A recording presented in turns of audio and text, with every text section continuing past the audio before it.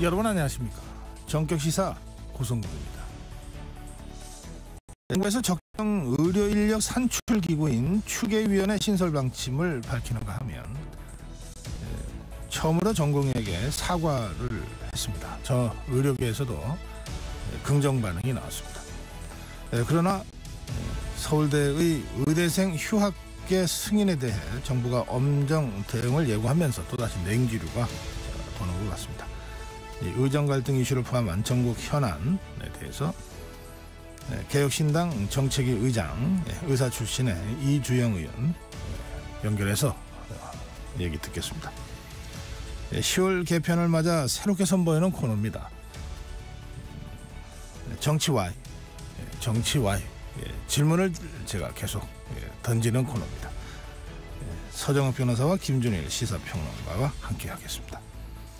역시 새 코너 사건 Y라는 새 코너를 저희가 금요일마다 보내드립니다. 사건의 전말을 제대로 한번 풀어보는 시간입니다. 이 시간에도 제가 계속 질문을 던져야 되겠습니다. 끝으로 한 주간 화제 소식 뉴스 키워드 정리해서 전해드리겠습니다. 10월 4일 금요일 전격 시사 출발합니다.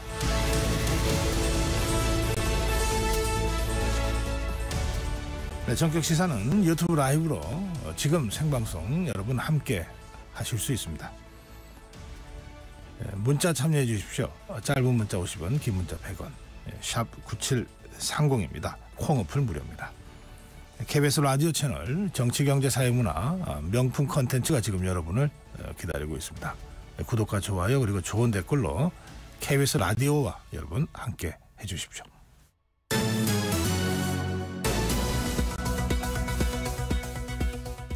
네, 뉴스 브리핑입니다. 한국경제신문 최영창 기자입니다. 최 기자 어서 오세요. 예, 안녕하세요. 네, 간밤에 들어온 속보.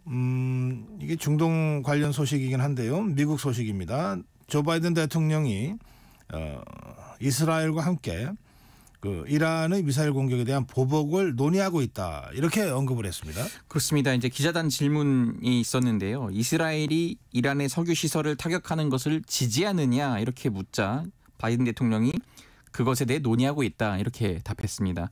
그러면서 우리는 이스라엘에 허가하는 것이 아니라 조언하고 있다고 했는데요. 다만 미 국방부는 이란에 대해 어떤 대응을 할지 논의하는 것 이상 말할 수 없다 이렇게 했는데 그러면서 공격 목표에 대해서는 좀 말을 아끼고 있습니다. 네. 그런데 이 발언의 파장이 심상치 않은 것 같아요. 그렇습니다. 지금 국제 유가 시장이 아무래도 영향을 미쳤습니다. 국제 유가가 하루 만에 5% 이상 치솟았는데요. 네. 서부 텍사스산 원유는 전 거래일보다 3.61달러, 5.15%거든요. 이것 오른 배럴당 73.71달러에 거래를 마쳤습니다. 글로벌 벤치마크인 브렌트유 12월 인도분 가격은 전장 대비 3.72달러 상승한 배럴당 77.62달러에 마감했습니다. 중동 긴장감 고조에 원유 공급이 줄어들 것이란 우려가 계속 커지고 있는 상황입니다. 네, 전장 확산에 대한 우려겠죠. 예. 네. 자, 10월 16일 재보궐선거가 치러지는데 공식 선거운동이 어제부터 시작됐습니다. 뭐 규모는 작지만 민심을 가늠해 볼 수 있는 선거라서 여야 지도부 모두 지금 총출동 상태죠. 예, 공식 선거운동 시작된 첫날 여야 지도부 모두 유세 현장을 찾아서 후보 지원에 좀 팔을 걷었는데요.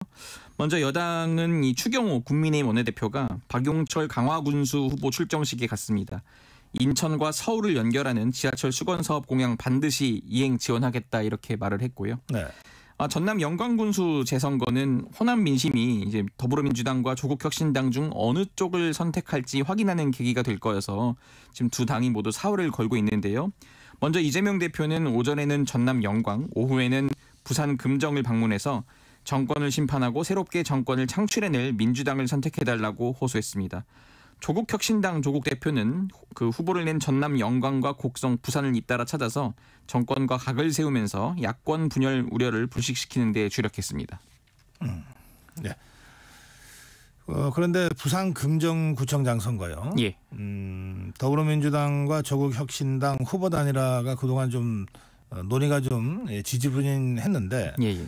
이게 단일화에 뭐 이게 합의가 있었습니까?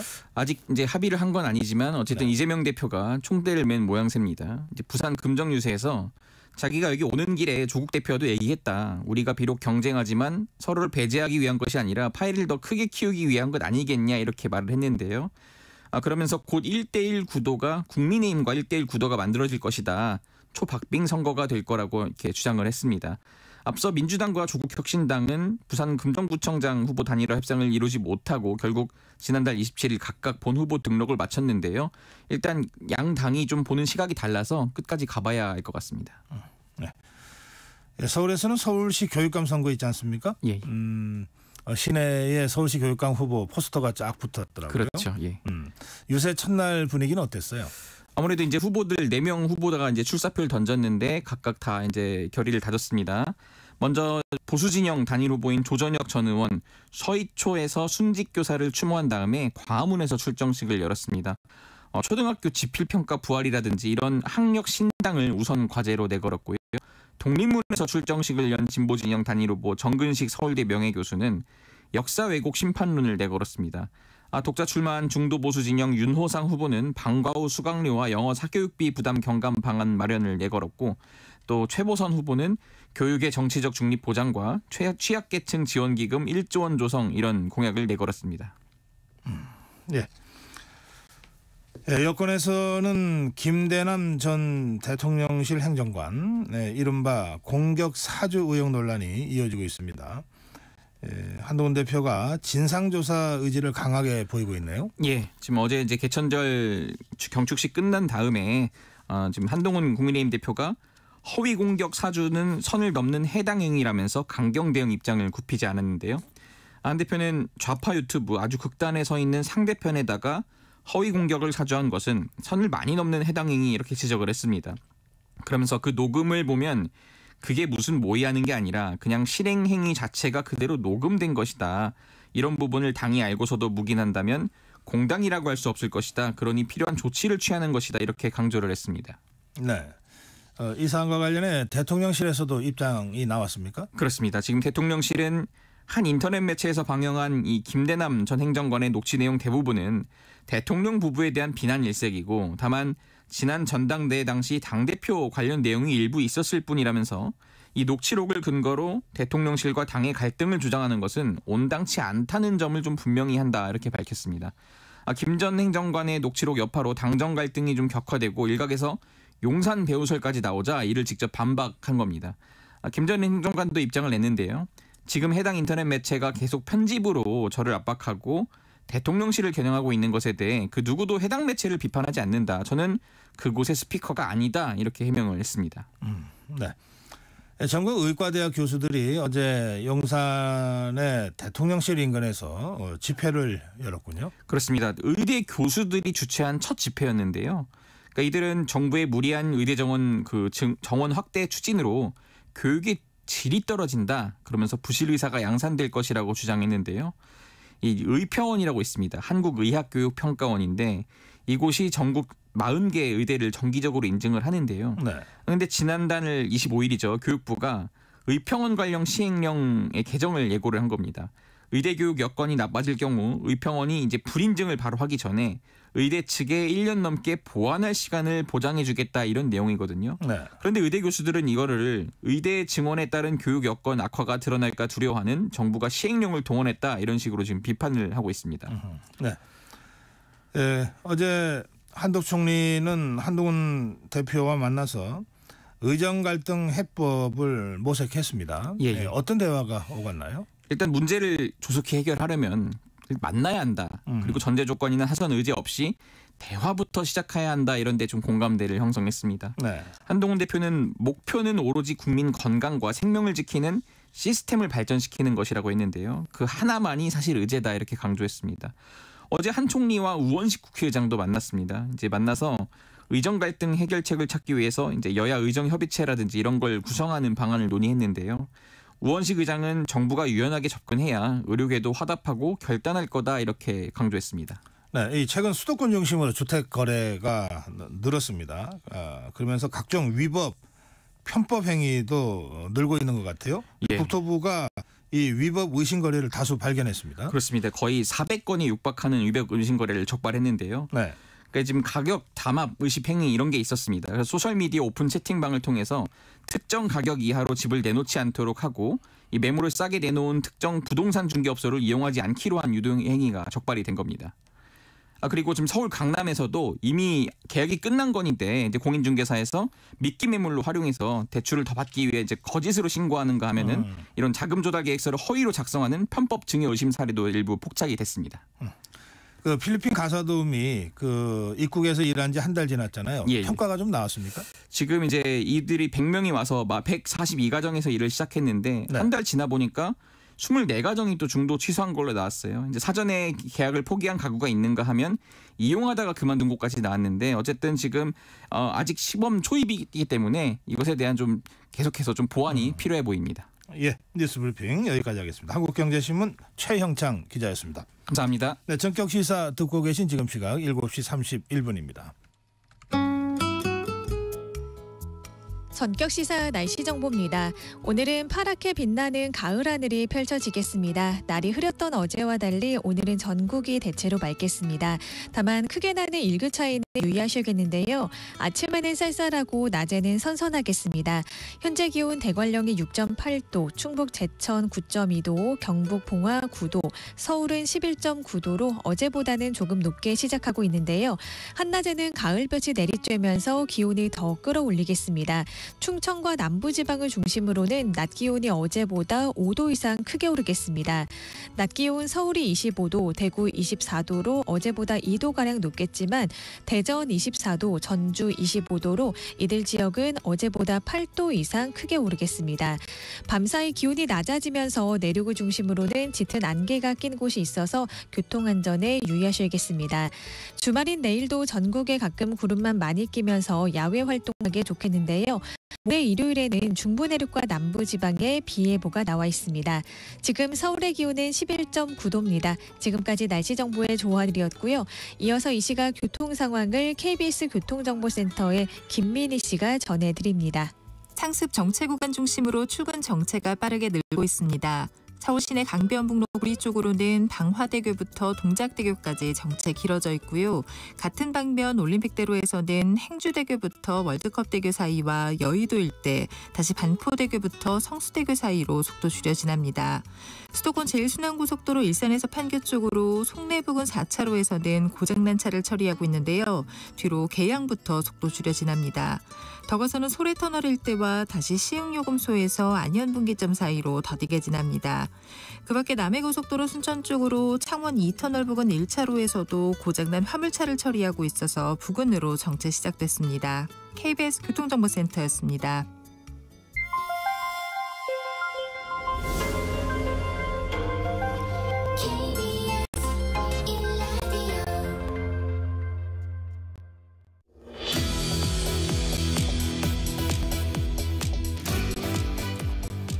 네, 개혁신당 정책위 의장 이주영 의원 전화로 만나보겠습니다. 의원님 안녕하십니까? 네, 안녕하십니까? 네, 개혁신당 정책위 의장을 맡고 계신데요. 근데 네. 의원님 국회 정치 하시기 전에 네. 전문의로 근무하셨지 않습니까? 네, 그렇습니다. 네, 어디서 어떤 전문의로 일하셨는지요? 저는 정치 들어오기 전에 한 10년 정도 순천향대 천안에 있는 병원에서 소아 전문 응급센터에서 전문의로 근무했습니다. 이 소아 전문 응급센터가 굉장히 어려운 곳이라고 하던데요. 네, 뭐 그때만 해도 사실 보람 있고 참 재미있는 곳이었는데 시간 지남에 따라서 점점 더 환경적으로 아주 어려운 곳이 된 부분이 있습니다. 네. 그래서 지금 국회에서는 보건복지위 위원으로도 활동하시고요. 네, 그렇습니다. 네, 그래서 이 의료 사태에 대해서 먼저 좀 여쭤보려고 합니다. 네네. 정부가 어제 그저께 조규영 장관이 처음으로 네. 이제 전공의에게 사과를 하지 않았습니까? 네. 그리고 또 추계위원회를 신설하겠다 이렇게 밝혔고요. 네네. 또 이 의료계도 네. 이 보건복지부 장관의 사과와 이런 것에 대해서는 좀 긍정 평가도 나왔던 것 같습니다. 네. 예, 이 정부의 최근 그 태도에 대해서는 또 의료계의 반응에 대해서는 의원님 어떻게 보고 계시는지요? 지금 보도를 보면 정부도 자체적으로는 여러 노력을 기울이고 있는 것처럼 보이기는 합니다. 네.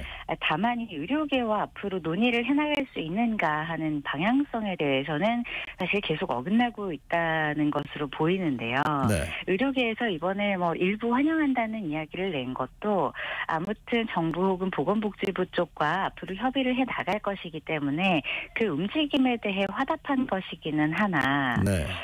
지금 나오는 대책이나 이런 이야기들은 사실 내용을 아는 사람의 눈으로 보기에는 대책마다 의료계와 논의를 전혀 안 하고 뭔가를 자꾸 발표한다는 것이 느껴지기는 합니다. 네.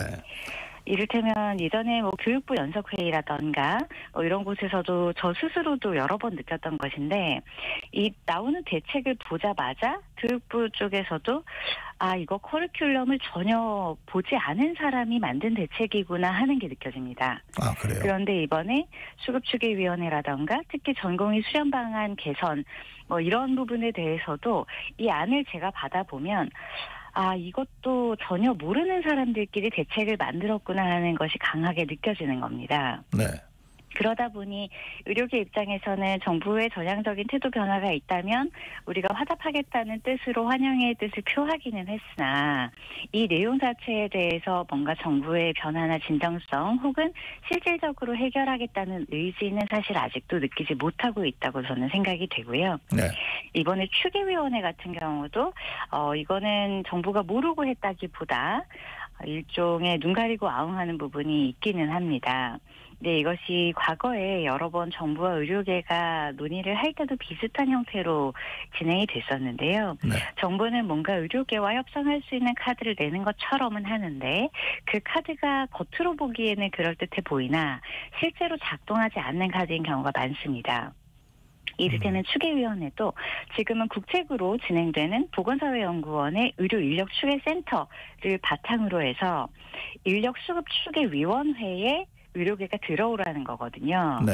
그런데 그 구성 자체가 공급자, 수요자 관련 전문가가 공통으로 들어가 있고 공급자 추천 쪽에 만약에 일부 수요자 쪽의 입장을 대변할 수밖에 없는 곳이 한 군데라도 들어온다면 이게 과반을 잃는 구조입니다. 그런데 더 중요한 것은 인력수급 추계위원회에서 논의를 한다고 해도 여기는 결정권이 있는 게 아니라 추천권만 부여가 되고 결과적으로 결정은 보건의료정책심의위원회, 보정심이라고 하는데 네. 이게 바로 아무 자료 없이 2,000명이 증언됐던 바로 그 위원회입니다.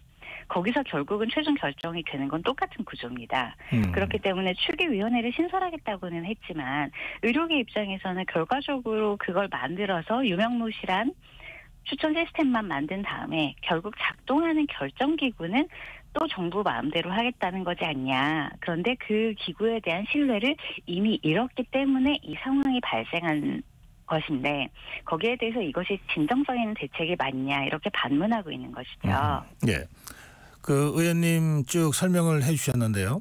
네. 그러면 이제 정부가 때로는 내용을 잘 모르는 안을 내기도 하고 네. 또는 그야말로 하는 듯 그 신용만 내는 네. 미봉책을 내고 있다 이런 이제 취지의 설명이셨지 않습니까? 네, 그렇습니다. 자, 그러면 내용을 제대로 알고 또 진짜로 의료개혁을 할 수 있는 대안을 제시하기 위해서라도 네, 뭔가 정부와 의료계가 또 네. 정치권이 만나서 얘기를 좀 진정성 있게 해야 되지 않냐. 이제 네. 국민들 입장에서는 이렇게 요구할 수밖에 없는데요. 네네. 네, 실제로 이 자리가 마련되려면 네. 어느 정도 협상을 할 수 있는 대상이구나라는 신뢰가 있어야 되는 겁니다. 네. 그리고 두 번째는 대표성을 가진 사람을 누구로 설정할 것인가에 문제가 있을 겁니다. 네. 그런데 지금 정부는 사과를 했다고는 하지만 동시에 또 다른 쪽에서는 협박에 가까운 일을 하고 있고 하다 보니까 이게 협의를 하기 위해 나온 대상이라기보다 회유는 참 서툰데 노골적으로 협박을 동시에 하는 상대라고 의료계에서는 인식하고 있는 부분은 분명히 있습니다. 의원님 그 협박은 어떤 부분을 말씀하시는지요? 이를테면 전공의들에 대한 법적인 제재에 대해서 아직도 제대로 봉합이 되지 않았고, 이후에 지금 어제도 당장 나왔죠. 서울대학교 의과대학에서 휴학 승인을 했더니 하루 만에 바로 실사 감사 이야기가 나왔습니다. 네. 그런 부분들에 있어서 이것이 법적으로 무엇이 잘못됐는지를 따지기 전에 먼저 정부의 명령이라던가 정부의 실사, 행정명령, 조사 이런 것들로 먼저 시작을 하다 보니 이것에 대해서 의료계는 반발을 할 수밖에 없는 상황인 것으로 보입니다. 네. 제가 두 가지만 좀 구체적으로 여쭤보겠습니다. 네. 이를테면 지금 말씀하신 그 서울대 의대 휴학 문제요. 네. 이거는 이제 교육부가 휴학을 허가하면 안 된다라고 하는 그 지시가 이미 있었는데도 네. 서울대 의대가 그 지시를 어기고 휴학을 허용했기 때문에 교육부 입장에서 바로 현장 감사에 들어갔다. 지금 이렇게 돼 있지 않습니까? 네, 그렇습니다. 그러면 이거는 어떻게 하는 것이 더 합리적인 그 방안이었다고 생각하시는지요? 이런 상황을 대비하기 위해서 이미 지난달에 보건복지부와 교육부 연석회의를 했습니다. 네. 그래서 지금 학교의 입장은 이겁니다. 이미 지금 10월이 넘어가는 순간 앞으로 남은 시간 동안 어떤 방법을 쓰고 얼마나 수업을 확충해도 절대로 이 1년의 수업을 하는 것 자체가 불가능하다는 겁니다. 네. 그렇기 때문에 이것을 교육부에서 원하는 것은 지금 이제 10월, 11월, 12월, 1월, 2월을 방학 없이 보낸다고 하더라도 5개월 안에 지난 7, 8개월, 보통 의과대학은 2월부터 학기가 시작되는 경우가 많기 때문에 네. 7, 8개월의 것들을 그리고 앞으로 5개월 동안 원래 진행되어야 했던 사실상 12개월의 수업을 4, 5개월 만에 끝내야 되는 겁니다. 그런데 학교 입장에서는 이것은 이미 불가능한 상황을 넘어갔으므로 우리는 네. 기다릴 만큼 기다렸고 지금까지 정부 정책에 부합하도록 휴학 승인을 하지 않았지만 네. 이것은 현실적으로 교육이 불가능한 선을 지나버렸다고 판단을 한 겁니다. 네. 네, 그러다 보니 이미 학기가 시작하기도 전에 휴학기를 낸 학생들에게 구체적인 그리고 합법적인 근거 없이 휴학을 계속 승인하지 않는 것도 학교로서도 법적인 부담이 또 있는 겁니다. 그렇기 때문에 승인을 할 수밖에 없는 상황이었는데 교육부 입장에서는 물론 명령을 내리기는 했으나 그 명령 자체가 이것이 만약에 뭔가 나쁜 의도를 가진 담합된 행동이었다면 승인해주지 말라는 취지였는데 네. 지금은 모두 개별 휴학을 한 상황이었고 지금 교육부 말대로라면 아무리 교육이 파행이 되어도 대충 4, 5개월 만에 1년 과정을 해서 무조건 진급을 시키라는 겁니다. 그런데 그것은 교육하는 입장에서는 받아들이기가 어려울 수밖에 없죠. 알겠습니다. 교육부의 입장도 알겠고 또 이 의대 그 교수들이나 학교 당국의 입장도 알겠고요. 단지 여기서 핵심은 이게 어떤 담합적 행동에 의한 집단 행동이냐 아니면 개별적인 휴학 신청이었냐 이 부분에 대한 판단에는 좀 그 입장이 달라질 수 있겠네요. 그렇습니다. 예, 알겠습니다. 그리고요 또 한 가지 지금 의료계가 정부가 너무 강압적으로 이른바 그 의원님 말씀하신 협박을 하고 있다고 그 주장하는 그 사안 중에 하나가 그 블랙리스트 이른바 블랙리스트와 관련된 그 전공의들에 대한 수사거든요. 네네. 그 문제는 어떻게 보십니까, 의원님? 저는 블랙리스트 자체는 정당성이 없다고 보고 있습니다. 왜냐하면 지금 이 학생이나 전공의들의 움직임은 이 정부 정책에 대한 개별적인 판단이었고 휴학이 됐건 사직이 됐건 개인의 선택이었다고 생각을 하기 때문에 정당성이 있는 거라서 네네. 만약에 블랙리스트로서 실질적인 협박이나 억압이 있었다면 저는 그 부분에는 문제가 있었다고 생각합니다. 다만 그것이 그런 정당성 때문에 문제가 있다면 그 이후에 벌어지는 수사라던가 조사라던가 언론에 대한 이런 노출이라던가 이런 부분도 정당한 법의 테두리 내에서 공정성 있게 집행이 되어야 하는 부분이 있는데 네. 그 부분에 대해서 우려를 하는 목소리라고 저는 생각하고 있습니다. 그렇군요. 알겠습니다. 그런가 하면 또 우리 국민 여론 중에 지금 이 의료 사태가 장기화되는 것은 결국은 의사 직역의 직역 이기주의 때문 아니냐. 네. 이른바 그 의료 카르텔 때문에 그런 것 아니냐라고 하는 문제 제기도 있는데요. 네. 이제 의료인 출신이시니까 이 문제는 어떻게 보시는지요? 만일 이것이 예전처럼 동시에 파업을 하는 형태로 불거졌거나 만약에 어떠한 의도를 가지고 응급실, 중환자실, 분만실을 폐쇄했다면 그건 반드시 비판받을 수 있는 일이라고 생각합니다. 네. 그런데 현재의 상황은 전공의를 제외한 전공의가 11,000명에서 12,000명 정도 됩니다. 그리고 등록된 의사 수는 한 14만 명에서 15만 명 정도가 되는데 그 10,000명 남짓의 전공의를 제외하고는 다른 의료기관이나 다른 의사들은 파업의 형태를 보인 적은 없습니다. 네. 그렇기 때문에 전공의들이 의사로서 다른 곳에서 일을 실제로 하고 혹은 본인들이 원하는 직업을 가지기 위해서 내가 더 이상의 공부를 안 하겠다는 선언을 한 것이지 이것이 파업의 형태로 의료 행위를 중단하겠다고 의료계가 들고 일어난 것과는 분리해서 생각을 하실 필요가 있습니다. 네. 그러다 보니 두 가지가 상충되는 겁니다. 만약에 모든 병원이 담합을 해서 파업을 해서 국민 건강에 피해가 갔다. 저도 같이 비난을 할 것 같습니다. 그런데 지금은 젊은 세대의 의사들이 이 공부를 하는 건 앞으로 우리나라에서 의미가 없겠구나라는 판단이 동시다발적으로 발생을 해서 나의 몇 년을 그 영역에 저당 잡히지는 않겠다는 선택을 한 것이라면 네. 그것은 과연 그 개인에게 어디까지의 책임을 물어야 할지는 우리가 함께 생각을 다시 해봐야 된다고 봅니다. 예, 그렇군요. 이 의료계 직역의 어떤 이기주의 이것으로 규정하는 것은 조금 과도하다. 이 사안이 그런 것은 아니다. 이런 설명이시군요. 응급실이나 중환자실의 경우에 이것을 일부러 폐쇄하면 그건 반드시 문제가 있습니다. 그런데 지금은 응급실이나 중환자실을 보는 의사들이 주치의로서 보는 인력이 다 남아있는 상태였고 거기에 부조적으로 배우면서 일하던 전공의들이 나간 것이었는데 예. 물론 그들의 비중이 컸기 때문에 우리나라에서 현실적인 문제가 발생하고 있는 것은 맞습니다만 지금 응급실 문제가 발생하는 것은 이미 제가 작년에 일하면서 사직을 했던 그 시점부터 네. 계속 인력의 탈출은 일어나고 있는 상황이었습니다. 알겠습니다. 그래서 지금 응급실의 문제는 이 남아있는 인력의 번아웃이 더 큰 문제이고 그것이 장기적으로 계속 누적되어 왔던 것이지 지금 그 모든 문제를 전공의들에게 돌리는 것 자체는 좀 과하다고 생각합니다. 알겠습니다. 여야 의정협의체 구성을 위해서 지금 한동훈 대표가 연일 분주하게 움직이고 있습니다. 또 네. 더불어민주당도 어쨌든 여야 의정협의체를 하자고 지금 주장하고 있는 상황인데 이게 해결책이 될까요?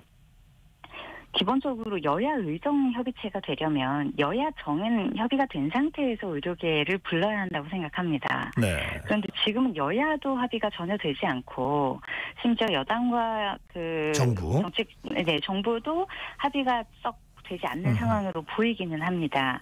그렇기 때문에 의료계 입장에서도 여야 정이 따로 있는 상황에서 손을 잡기가 어려운 부분은 있을 거고요. 아하. 여야 정이 아직도 본질을 증원으로 인한 파업 이렇게 오해하고 있는 부분이 분명히 있습니다. 네. 그런데 이 문제는 의대 증원으로 인한 파업에 대한 협상이 아니라 지속 가능한 다음 세대 의료 시스템에 대한 합의입니다. 네. 현실적으로 지금 건보 고갈이 눈앞에 와 있고 네. 핵심 의료에 대한 유인이 지난 10년 이상에 걸쳐서 점점 소멸이 된 상황이기 때문에 네. 앞으로의 정책 방향성은 국민에게 필수적인 의료, 그 영역에 종사하고 싶어지는 개인이 많아지는 정책이어야 되는 겁니다. 만약에 그렇게 되면 이건 의료계와의 개별 합의를 할 필요도 없이 그 영역에 종사하고픈 개인이 의료계 내에서 계속 나타남으로써 즉시 해결이 되는 문제입니다. 아하, 예, 알겠습니다. 우리 개혁신당의 정책위 의장이시니까 그 정치 네. 현안에 대한 몇 가지 다른 질문도 좀 드려야 되겠습니다. 네네. 오늘 국회 본회의 열리지 않습니까? 예, 그렇습니다. 대통령이 제2요구한 김건희 여사 특검법, 해병대원 특검법 그리고 25만 원 지원법 네네. 이게 재표결이 있을 것 같은데요. 네. 개혁신당은 어떤 입장입니까? 저희 개혁신당은 이 세 가지 안건에 대해서는 처음부터 꾸준히 같은 의견을 내왔습니다. 표결도 그렇게 했고요. 네. 김건희 여사 특검법과 최상명 특검법은 저희가 대단히 관심을 가지고 보고 있는 사안이고 네. 처음부터 지금까지 계속 찬성하고 있습니다. 실제로 지금 정부가 이것을 특검의 형태로 받아들이는 것이 오히려 지금 정권의 정당성을 유지하는 데도 도움이 될 것이라고 보고요. 이것이 또 여야 협치의 물꼬를 틀 수 있을 것이라고 봅니다. 이 특검이 받아들여지면 또 특검을 행하는 입장에서는 또 공정하게 수사를 집행해야겠죠. 다만 지역화폐법에 대해서는 이미 드러난 여러 가지 문제 그리고 지자체의 행정에 대한 문제 그리고 중앙정부의 예산 집행에 대한 권한을 침해할 수 있는 위험이 클 뿐만 아니라 이것이 뭐 인플레이션이라는데 우리가 충분히 예상할 수 있는 부작용이 있고 네. 또 이것이 금액이 제한되고 쓸 수 있는 곳이나 또 쓸 수 있는 기간이 지정됨으로써 오히려 세금으로서 낭비되는 것에 비해 국민들이 얻을 수 있는 이익이 적다고 보기 때문에 저희는 지역화폐법에 대해서도 처음부터 계속 반대를 했습니다. 그 표결은 어떻게 예상하십니까? 이게 아마 그 정족수에서 이 표결에서 필요한 수를 넘기기는 어렵지 않을까 싶습니다. 지금까지 다 재표결에서는 네. 300명 전원이 참여를 늘 했었기 때문에 네. 아마도 이 벽을 넘기는 어려울 것이라고는 봅니다. 예. 자, 이런 상황에서 지금 더불어민주당과 조국혁신당, 특히 조국혁신당 쪽에서는 윤석열 대통령 탄핵을 이제 당 차원에서 추진하고 있지 않습니까? 네네, 그렇습니다. 그리고 더불어민주당은 아직 당론은 아니다고 하면서도 개별 의원들이 대통령 탄핵 쪽으로 지금 움직이고 있잖아요. 네. 대통령 탄핵 움직임에 대해서 개혁신당은 어떤 입장이신지요? 개혁신당은 탄핵 자체를 직접적으로 주장하고 있지는 않습니다.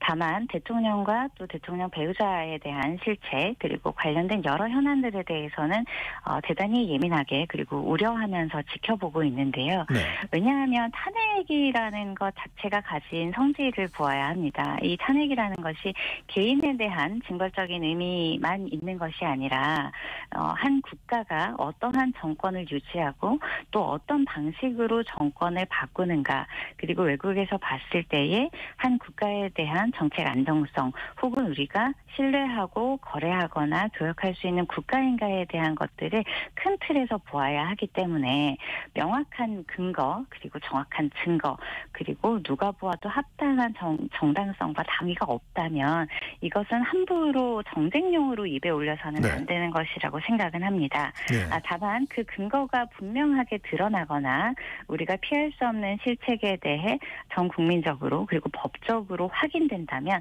당연히 저희도 적극적으로 검토는 할 수 있을 거라고는 봅니다.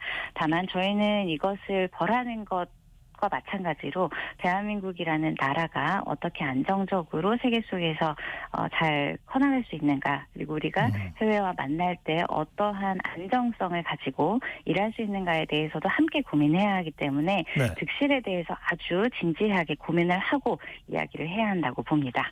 그러니까 아직까지는 이 탄핵으로 갈 그런 어떤 구체적인 어떤 그런 정치 상황은 아니다. 당론으로서 주장을 하고 있지는 않습니다. 알겠습니다. 자, 그런데 그 의원님도 말씀하셨지만 이제 김건희 여사와 관련된 여러 가지 의혹 제기들은 여전히 그 계속되고 있잖아요.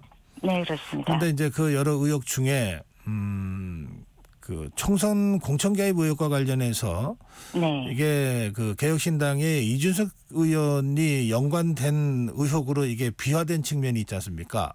네네. 그 부분은 개혁신당으로서는 좀 곤혹스러울 수도 있을 것 같은데 어떤 입장이신지요? 사실 이 상황 자체는 제가 입당하기도 전의 상황이기 때문에 네. 이 사실관계에 대해서 제가 이야기를 하는 것이 적절한지는 조금 그렇습니다만 네. 제가 느낀 바로는 개혁신당과 타 당이 이 현상을 보는 관점이 조금 다르구나 하는 생각은 많이 했습니다. 네. 그래서 저희 쪽에서는 담백하게 사실에 대한 이야기를 나열하고 있는데 자꾸 거기에 대해서 의혹을 제기하거나 뭔가 추궁을 하는 쪽으로 이야기가 나온다는 느낌을 받을 때가 있습니다. 네. 예를 들면 이건 연필이야라는 이야기를 하면 이건 연필이구나라고 대답을 하는 것이 아니라 옆에 지우개도 있었을 텐데 왜 그 얘기는 안 하냐는 대답을 하는 느낌인 겁니다. 알겠습니다. 예. 예, 이게 뭐 입당도 하기 전에 있었던 일이라 말씀하시기가 좀 신중하실 수밖에 없는 처지가 이해가 됩니다. 네. 자, 그건 그렇고요. 그런가 하면 이제 이게 큰 틀에서는 개혁신당도 야권의 일원으로 움직이고 있잖아요. 그렇습니다. 예, 그런데 이 더불어민주당 이재명 대표의 사법 리스크가 11월이면은 이제 1심 선고가 계속되면서 현실화 될 거다라고 하는 이제 전망들인데 네네, 이 더불어민주당 또 이재명 대표의 사법 리스크에 대해서는 개혁신당은 어떤 입장이신가요? 사실 이게 11월에 결론이 나봐야 아는 부분이 분명히 있기는 한데요. 네. 지금 구형이 된 걸로만 봐서는 이 법적인 문제를 완벽하게 피해가기는 쉽지는 않을 것으로 우려는 됩니다. 다만 이 당 내에서 민주당에서 이재명 대표의 상징성이 어쩌면 지금까지 어떤 정당에서보다 굉장히 거대하고 또 결정적인 역할을 하는 부분이 있기 때문에 지금 그것에 대해 민주당 당내에서의 여론이 어떻게 움직일지가 오히려 국가 전체보다는 더 관건이 될 것 같고요. 예. 또 하나는 이재명 대표가 만일 또 실질적인 리스크에 처한다고 했을 때 그 다음에 민주당이 준비하고 있는 것은 무엇인가에 대해 저희가 봤을 때 사실 그게 보이지 않는다는 것이 더 큰 문제라고 봅니다. 예. 오늘 의료개혁, 의료 사태에 대한 말씀을 좀 길게 나누다 보니까 전국 현안에 대해서 좀 시간이 부족했는데 다음에 좀 다시 모셔서 전반에 대한 말씀 다시 듣도록 하겠습니다. 말씀 잘 들었습니다. 알겠습니다. 네, 감사합니다. 네, 개혁신당 정책위 의장 이주영 의원이었습니다.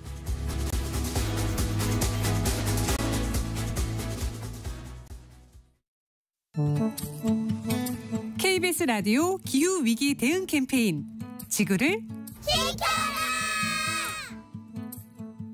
안녕하세요. 저는 모두를 위한 환경교육연구소의 부소장 임수정이라고 합니다. 사실 혼자 하는 실천은 좀 외롭기도 하고 지속해 나가기가 어려울 때가 많은데 나와 뜻이 맞는 그런 친구, 가족, 이웃과 이런 실천 활동을 함께 한다면 더 즐겁고 재미있게 힘을 얻으면서 오래 지속할 수 있지 않을까 싶어요. 뭔가 내가 환경을 위해서 실천을 해보고 싶다라고 생각하실 때 나와 뜻이 맞는 그런 사람들을 만나기 위해서 지역에 있는 환경교육센터라던가 평생교육기관 혹은 공공기관들에서도 환경교육 활동들을 많이 하고 있으니까 이런 곳들의 문을 두드려 보시면 더 많은 동지들을 만나실 수 있지 않을까 싶습니다. 그랬을 때 더 오래 우리가 함께 할 수 있는 그런 힘을 얻을 수 있을 것 같아요.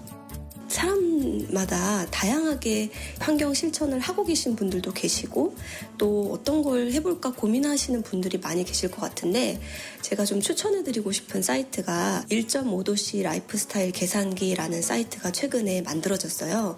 간단하게 몇 개만 클릭을 하면 나의 라이프스타일에서 배출하고 있는 탄소 배출량을 확인하실 수가 있어요. 그걸 확인한 후에는 내가 어떤 부분에서 탄소를 더 줄일 수 있을까 이런 것들을 아실 수가 있거든요. 그 부분을 좀 노력해서 줄여보시는 걸 도전해보시면 어떨까 이런 생각이 좀 들었어요.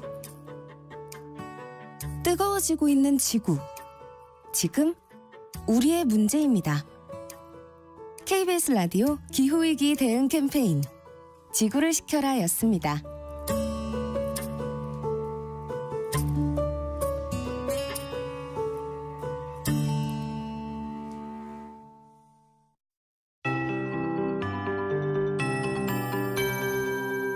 KBS 58분 날씨. 오늘도 낮과 밤의 큰 일교차에 유의하셔야겠습니다. 현재 기온 대관령이 6.8도, 충남 홍성 7.9도, 경남 거창은 8.8도, 전북 임실은 8.3도로 일부 내륙 지역은 10도를 밑돌아 쌀쌀하게 시작하고 있습니다. 서울 기온도 12.7도로 어제보다는 조금 높게 시작하고 있는데요. 한낮에는 가을볕이 내리쬐면서 대부분 지역의 낮 기온 25도 안팎까지 올라 선선하겠습니다. 충청과 남부지방을 중심으로는 낮 기온이 어제보다 5도 이상 크게 오르겠는데요. 대전 24도, 전주 25도로 어제보다 8도 이상 높겠고요. 서울 25도, 대구 24도로 어제보다 2도가량 높겠습니다. 오늘 전국이 대체로 청명하겠습니다. 완연한 가을 날씨를 만끽할 수 있겠는데요. 제주도는 가끔 구름이 많이 끼겠습니다. 밤사이 기온이 낮아지면서 현재 내륙을 중심으로 짙은 안개가 낀 곳이 많은데요. 가시거리 전북 순창은 120m, 충남 천안은 150m, 경북 봉화는 180m로 좁혀 있습니다. 출근길 교통안전에 유의하셔야겠습니다. 주말인 내일도 전국에 가끔 구름만 많이 끼면서 야외 활동하기에 좋겠고요. 모레 일요일에는 중부 내륙과 남부 지방에 비 예보가 나와 있습니다. 현재 서울의 기온은 12.7도입니다. 조한일입니다.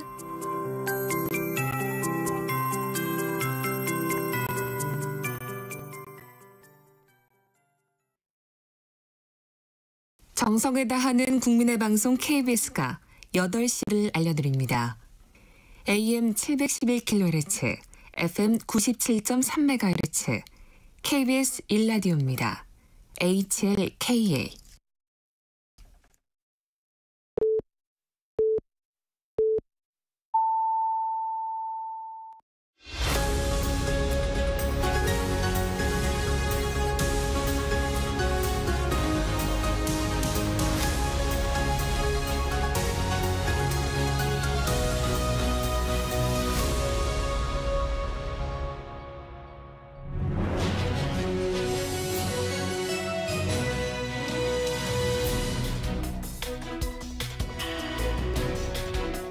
네, KBS 라디오 전격 시사입니다. 오늘 그 첫 번째 시간에 그 뉴스 브리핑에 최영찬 기자와 함께 진행하면서 부산 금정구청장 그 더불어민주당 조국혁신당 후보 단일화 얘기를 잠깐 전해드렸는데 어젯밤에 그 두 당이 단일화 합의를 했다는 그 발표가 있었습니다. 유튜브로 생중계되는 후보 토론회를 두 당이 후보가 같이 하고요. 그 4일 그러니까 오늘 오후 8시부터 10시까지입니다. 그리고 난 다음에 2022년 대선 후보 합동 토론회 방식으로 이 토론회를 하고 그리고 나서 여론조사 적합도 조사 방식으로 해서 후보 단일화를 하기로 했는데 세부 방식은 추후 논의하기로 했다. 이래서 최종적으로 이 구체적인 이 합의 방식은 정해지지 않았지만 두 당이 후보 단일화를 하기로 합의했다는 데까지는 이르렀다는 소식 저희가 추가로 지금 전해드리겠습니다. 네, 오늘부터 매주 금요일 한 주간의 뉴스 이슈를 뭐 자꾸 이제 뭐 지나가는 뉴스들이 많습니다. 워낙 많은 일들이 벌어지고 또 전개되고 있기 때문에 그래서 야 이거 왜 그러냐 진짜 좀 궁금하다 이런 문제들을 속 시원하게 풀지 못하고 지나가는 경우들이 있어서 한 주일을 정리하는 금요일 이 정치 Y 도대체 왜 그래? 라고 하는 코너를 준비했습니다. 서정은 변호사 나오셨습니다. 안녕하세요. 김진일 평론가 나오셨습니다. 예, 안녕하세요. 두 분이 정말 왜 그래 하는 데 대해서 속 시원하게 풀어주시지 않으면 안 됩니다. 저는 계속 왜 하고 질문만 드리겠습니다. 자 이번 주 한 주의 뜨거웠던 이슈 왜 윤석열 대통령은 한동훈 대표를 만찬에서 뺐을까? 이건 서정욱 변호사부터 좀 설명을 해주십시오. 예, 한마디로 하면 서로 간의 신뢰가요 많이 깨진 것 같아요. 한동훈 대표가 특히 최상병 특검부터 그다음에 김건희 여사 문제, 그다음에 의료개혁 백지화나 의료개혁 문제, 최근에 김대남 문제까지요. 계속 근데 오히려 대통령실을 공개하고 있습니다. 그러다 보니까 이제 대통령과 한동훈 대표 신뢰가 많이 깨진 상태고 저는 개인적으로 한동훈 대표의 책임이 상당히 크다 이렇게 보고 있어요. 그러니까 이제 뭐 같이 밥 먹고 싶은 마음이나 들겠습니까? 저는 이게 가장 큰 원인이라고 봅니다. 네, 김정일 평론가. 뭐 저도 같은 생각을 하는데 이게 뭐 한동훈 대표 책임이 더 크다라고 저는 생각하지는 않아요. 아니, 왜 그러냐면은 제가 뭐 이거는 사실 뭐 제3자적 입장에서 조금 되게 냉정하게 볼 수가 있는데 영화 스파이더맨에 그런 얘기가 나옵니다. 큰 권한에는 큰 책임이 따른다. 뭐 이게 이 스파이더맨에 관통하는 거거든요. 그러니까 누가 더 큰 권한을 가지고 있고 누가 더 큰 권력을 가지고 있느냐라고 보면은 대통령이 더 우리나라 뭐 최고의 권력자잖아요. 한동훈 대표는 어쨌든 독대를 통해서 뭔가를 풀어보겠다라고 하는데 안 만나주고 이거 사실상 한동훈 고사작전이거든요. 고립작전, 고사작전. 그러니까 지금 그 추경호 원내대표랑 그 만찬하면서 시간도 더 길고 안 나왔던 오미자차 대신에 맥주도 나오고 뭐 이렇게 시그널들이 계속 나오고 있는 데다가 금기어 3개가 있었다잖아요. 아무것도 한 번도 안 나온 게 김건희, 명태균, 한동훈 이 세 단어는 아예 언급도 안 됐다라는 거잖아요. 뭐 전체적으로 봤을 때 이게 뭐 모르겠습니다. 그러니까 가장 이거에 속타하는 사람들은 보수 지지자들, 국민의힘 지지자들일 거예요. 왜 당정이 지지율이 이렇게 다 동동으로 하락하는지를 좀 성찰하셨으면 좋겠다. 네. 네. 지금 두 분이 이건 윤석열 대통령과 한동훈 대표가 매우 심한 갈등 관계에 있기 때문이다라고 그 진단을 하신 건 똑같아요. 사실은 대통령실이나 당에서는 애써 그런 건 아니다라고 지금 자꾸 얘기하는데 그러나 본질적으로는 한동훈 대표, 윤석열 대통령과 한동훈 대표 간의 갈등이 매우 깊다. 그것 때문에 이렇게 됐다고 이제 진단하셨는데 그 책임에 있어서는 김준일 평론가는 윤석열 대통령이 더 큰 책임이 있다. 당연히 이런 말씀이시고 서정욱 변호사는 한동훈 대표의 책임이 더 크다고 네. 단언하셨어요. 이 부분은 두 분이 토론하셔야 될 것 같아요. 제가 한 번만 더 말하면요. 네, 시작하세요. 한동훈 대표 쪽의 대전략이 잘못됐어요. 윤석열 대통령과 운명 공동체다. 원팀이다. 이렇게 접근해야 되는데 그게 아니고 사뿐히 절여 밟고 가겠다. 우리 김소월의 진달래꽃처럼 윤석열 대통령을 절여 밟고 차별화시켜서 내각의 대권을 쟁취하겠다. 이게 대전략이 잘못된 거예요. 윤석열 대통령을 저리 밟고 본인이 차별해서 될까요? 두 분은 이게 걸어온 길이 같습니다. 검사 시절부터. 따라서 저는 이게 잘못된 거고요. 그다음에 이거 한동훈 대표 요즘 별명이 한독대입니다. 한독대. 아니 스토커처럼 계속 독대 하는데 언론에 흘리면서 이슈 다 흘려요. 그러면 이게 대통령이 그런 독대가 어디 있습니까? 그 예의나 품격도 잘못된 거예요. 그러니까 뭐 독대 요청하는 거에 기분 나쁠 뭐 언론 플레이한다 기분 나쁠 수도 있죠. 한동훈 정 대표의 뭐 이미지 정치 뭐 이런 것들에 대해서도 비판 얘기가 많이 나오는데 그럼에도 불구하고 대통령이 폭넓게 이렇게 통 크게 품어야 되는 거 아닌가요? 그러니까 뭐 제가 한 얘기가 아니라 뭐 박지원 의원을 비롯해서 많은 분들이 얘기해 밴댕이 소갈딱지 정치한다고 지금. 그러니까 모르겠습니다. 그러니까 뭐 한동훈 대표 잘못한 게 있겠죠. 그러니까 중요한 건 그런 것 같아요. 지금 당 정간에 이제 동반 추락하고 있지만은 먼저 추락한 거는 어쨌든 대통령 지지율이었잖아요. 그러면 그 문제를 해결하기 위해서 당에서 다양한 아이디어와 목소리가 나올 수 있는 거고 그거를 얘기를 들어보고 같이 협의를 하면 되는 거잖아요. 그리고 저는 대통령이 아주 뭐라고 해야 되나 화장실 들어갈 때와 나갈 때가 굉장히 다르신 분이라고 생각을 해요. 무슨 얘기냐면은 윤석열 대통령이 이 대통령 되기 전에 가장 떴던 발언들을 한번 생각을 해보면은 하나가 이거죠. 저는 사람에게 충성하지 않습니다라는 거 하나 국회에서 했던 거 또 하나는 검찰총장은 법무부 장관의 부하가 아닙니다. 이런 얘기 예전에 또 해가지고 굉장히 좀 소신 있는 거잖아요. 그러면 당대표는 대통령의 부하인가요? 그리고 사람에게 그 윤석열 대통령한테 무조건 충성해야 되나요?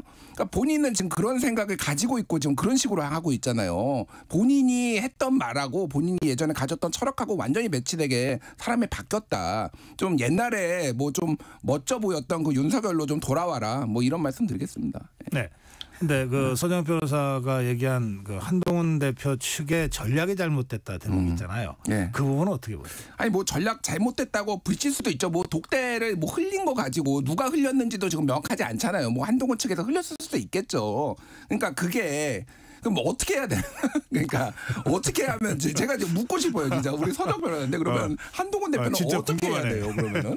지금 이제 처음에 그 누설은 제가 누가 할는지 모르지만. 거기에 또 한동훈 대표 뭘 했어요? 아니 그게 누설되면 어떠냐? 그리고 그 다음 할 때도 아니 공개적으로 독대를 또 요청했잖아요. 이런 모든 종합적으로 보면 한동훈 대표 측에 책임이 있는 거고. 그냥 만나주면 안 돼? 그냥 한번 대통령을 만나주면 안 돼요? 아니 뭐 이슈라든지 이게 사전에 좀 조율이 되고 뭐 그 성과가 놓여되잖아요. 만남만 가지고 무슨 의미 성과를 내려면 서로가 신뢰가 되고 의지가 조율이 돼야 되는데 지금 벌써 만나야 돼 뭐 빈곤이나 또는 2025년 어려워 백지하나 이런 게 수용할 수가 없는 의제들이잖아요.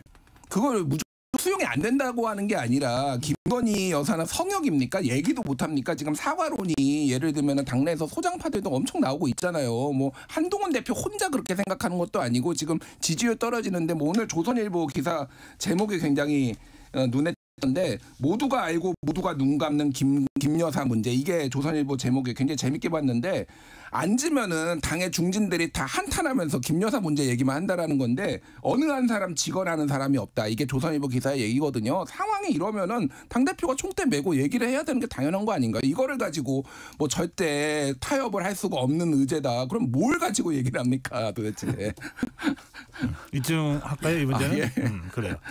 그럼 이제 다음 주제, 지금 김정일 평론가가 계속 문제 제기하고 있는 그 김건희 여사 논란과 관련해서 우선 이제 한 가지는 검찰에서는 이제 그 마무리를 했어요. 그 명품백 의혹 관련해서 이제 불기소 처분을 최종적으로 내렸습니다. 자, 질문드립니다. 검찰은 왜 이런 결정을 내렸는가? 근데 김건희 여사만 불기소한 게 아니라 최재형 목사도 불기소했거든요. 왜 이런 결정을 내렸는가? 제가 보기 그 법 감정으로 보면 최 목사 그 공작이 정말 이게 치졸한 추악한 공작입니다. 처벌하는 게 맞죠. 최 목사만. 근데 그 검찰이 내린 거는 검찰이에요. 오로지 법하고 원칙, 정가하고 팩트만 본 것 같아요. 검찰은 있는 죄는 있다고 없는 죄는 없다는 조직입니다. 근데 김건희 여사는 뭐 당연히 처벌 조항도 없을 뿐더러 그게 청탁이 보면요. 김창준 하원 의장을 국립묘지 안장해달라. 이런 게 뭐 부정한 이런 청탁이 아니잖아요. 정당한 민원 정도 제기할 수 있는 거고, 그다음에 그 김건희 여사한테 직접 또 부탁한 것도 아니에요. 그러면 이거는 정치 공작이기 때문에 어떤 게 진지하게 이권을 취하려는 이런 직무 관련에 있는 청탁이 아니란 말이에요. 따라서 저는 검찰이 그 법만 봤기 때문에 둘 다 무혐의한 거는 타당한데, 다만 이제 그 자꾸 국민의 법 감정을 운운하면서 김건희 여사가 받은 걸 비판하는데 그 아버지 친구라고 쏘기가지고 오가지고 툭 던져놓고 한 거 아니에요. 그거 떠도 보고 이게 전혀 사용도 아닌 거 아닙니까? 이걸 가지고 자꾸 김 여사만 비판하지만 이 대통령 어떤 근무지 아닙니까? 그 배우자. 거기까지 도로가 시계 몰래카메라 공작한 이걸 비판해야 되는데 저는 뭘 비판하는지 이해가 안 돼요. 네. 아니 이게 제가 이제 여권의 많은 분들하고 같이 방송도 하고 얘기도 들어보면은 이거를 처벌할 수 없다라는 것에 대해서는 대부분 의견이 일치하는데 이거는 부적절하다라는 말씀하시는 분들이 굉장히 많아요. 어찌됐든. 근데 우리 서정욱 변호사님처럼 용감하게 그게 무슨 죄야 받은 게 이렇게 하시는 분은 굉장히 드물다. 참 역시 용감하다 우리 서정욱 변호사님, 그런 생각이 들고, 뭐 검찰은 진짜 억울했나 봐요. 이거 정말로 처벌할 수 없다라고 해서 2시간 동안 브리핑을 했다라는 거, PPT도 만들어 가지고 막 하고 법률가의 양심을 걸고 뭐 했다라는 건데, 저는 이게 묻고 싶습니다. 그러니까 뭐냐면은 사실은 그렇게 이 사안에 대해서 무죄 뭐 불기소 내릴 수도 있다고 봐요. 근데 그 앞단에 무슨 일들이 있었는지 그 과정에서 어떻게 검찰이 신뢰를 잃었는지를 우리가 봐야 된다는 거예요. 그러니까 이게 정말 수사의 원칙에 그동안 검찰이 해왔던 수사의 원칙을 지켰냐라는 거예요. 압수수색 보통 이런 거 하면 해야 되잖아요. 압수수색도 안 하죠. 그리고 전담수사팀이 있는데 강제 수사한 것도 없고요. 최재형, 김건희 두 사람이 이 주고받았던 카톡 내용도 이미 제출하게 했어요. 이거는 보통 압수수색 해가지고 폰을 확보해서 어떤 내용이 있었는지 맥락을 봐야 되는 거 아닌가요? 서면 조사도 윤석열 대통령에 대해서 어쨌든 이게 불기소 무혐의가 나려면 서면 조사를 해야 되잖아요. 그러면은 이거 인지를 했는지 안 했는지 그것도 안 했습니다.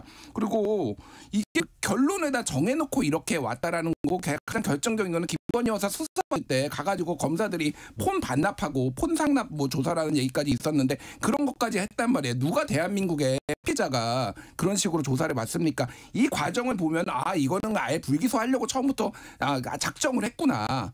이렇게 이제 볼 수밖에 없는 거죠. 그러니까. 예. 근데 그 핸드폰을 검사가 반납했다는 거요. 경호 매뉴얼상 당연한 거 아닙니까? 무죄 추정 원칙이고 대통령과 부인이 영부이다. 그 경호처에서 핸드폰을 아무나 들고서 녹음하거나 아니면 이게 그 경호상에 문제가 있으니 저희도 대통령 만날 때 핸드폰 다 반납하잖아요. 이게 이거하고 수사의 본질하고는 무관하다. 아니 저는 경호 매뉴얼이다. 검찰 청사로 그러니까 처음부터 불렀어요. 그다음에 옛날에요. 옛날에 그 찾아가서 권양숙 여사는 부산까지 내려가서 수사한 적도 있고요.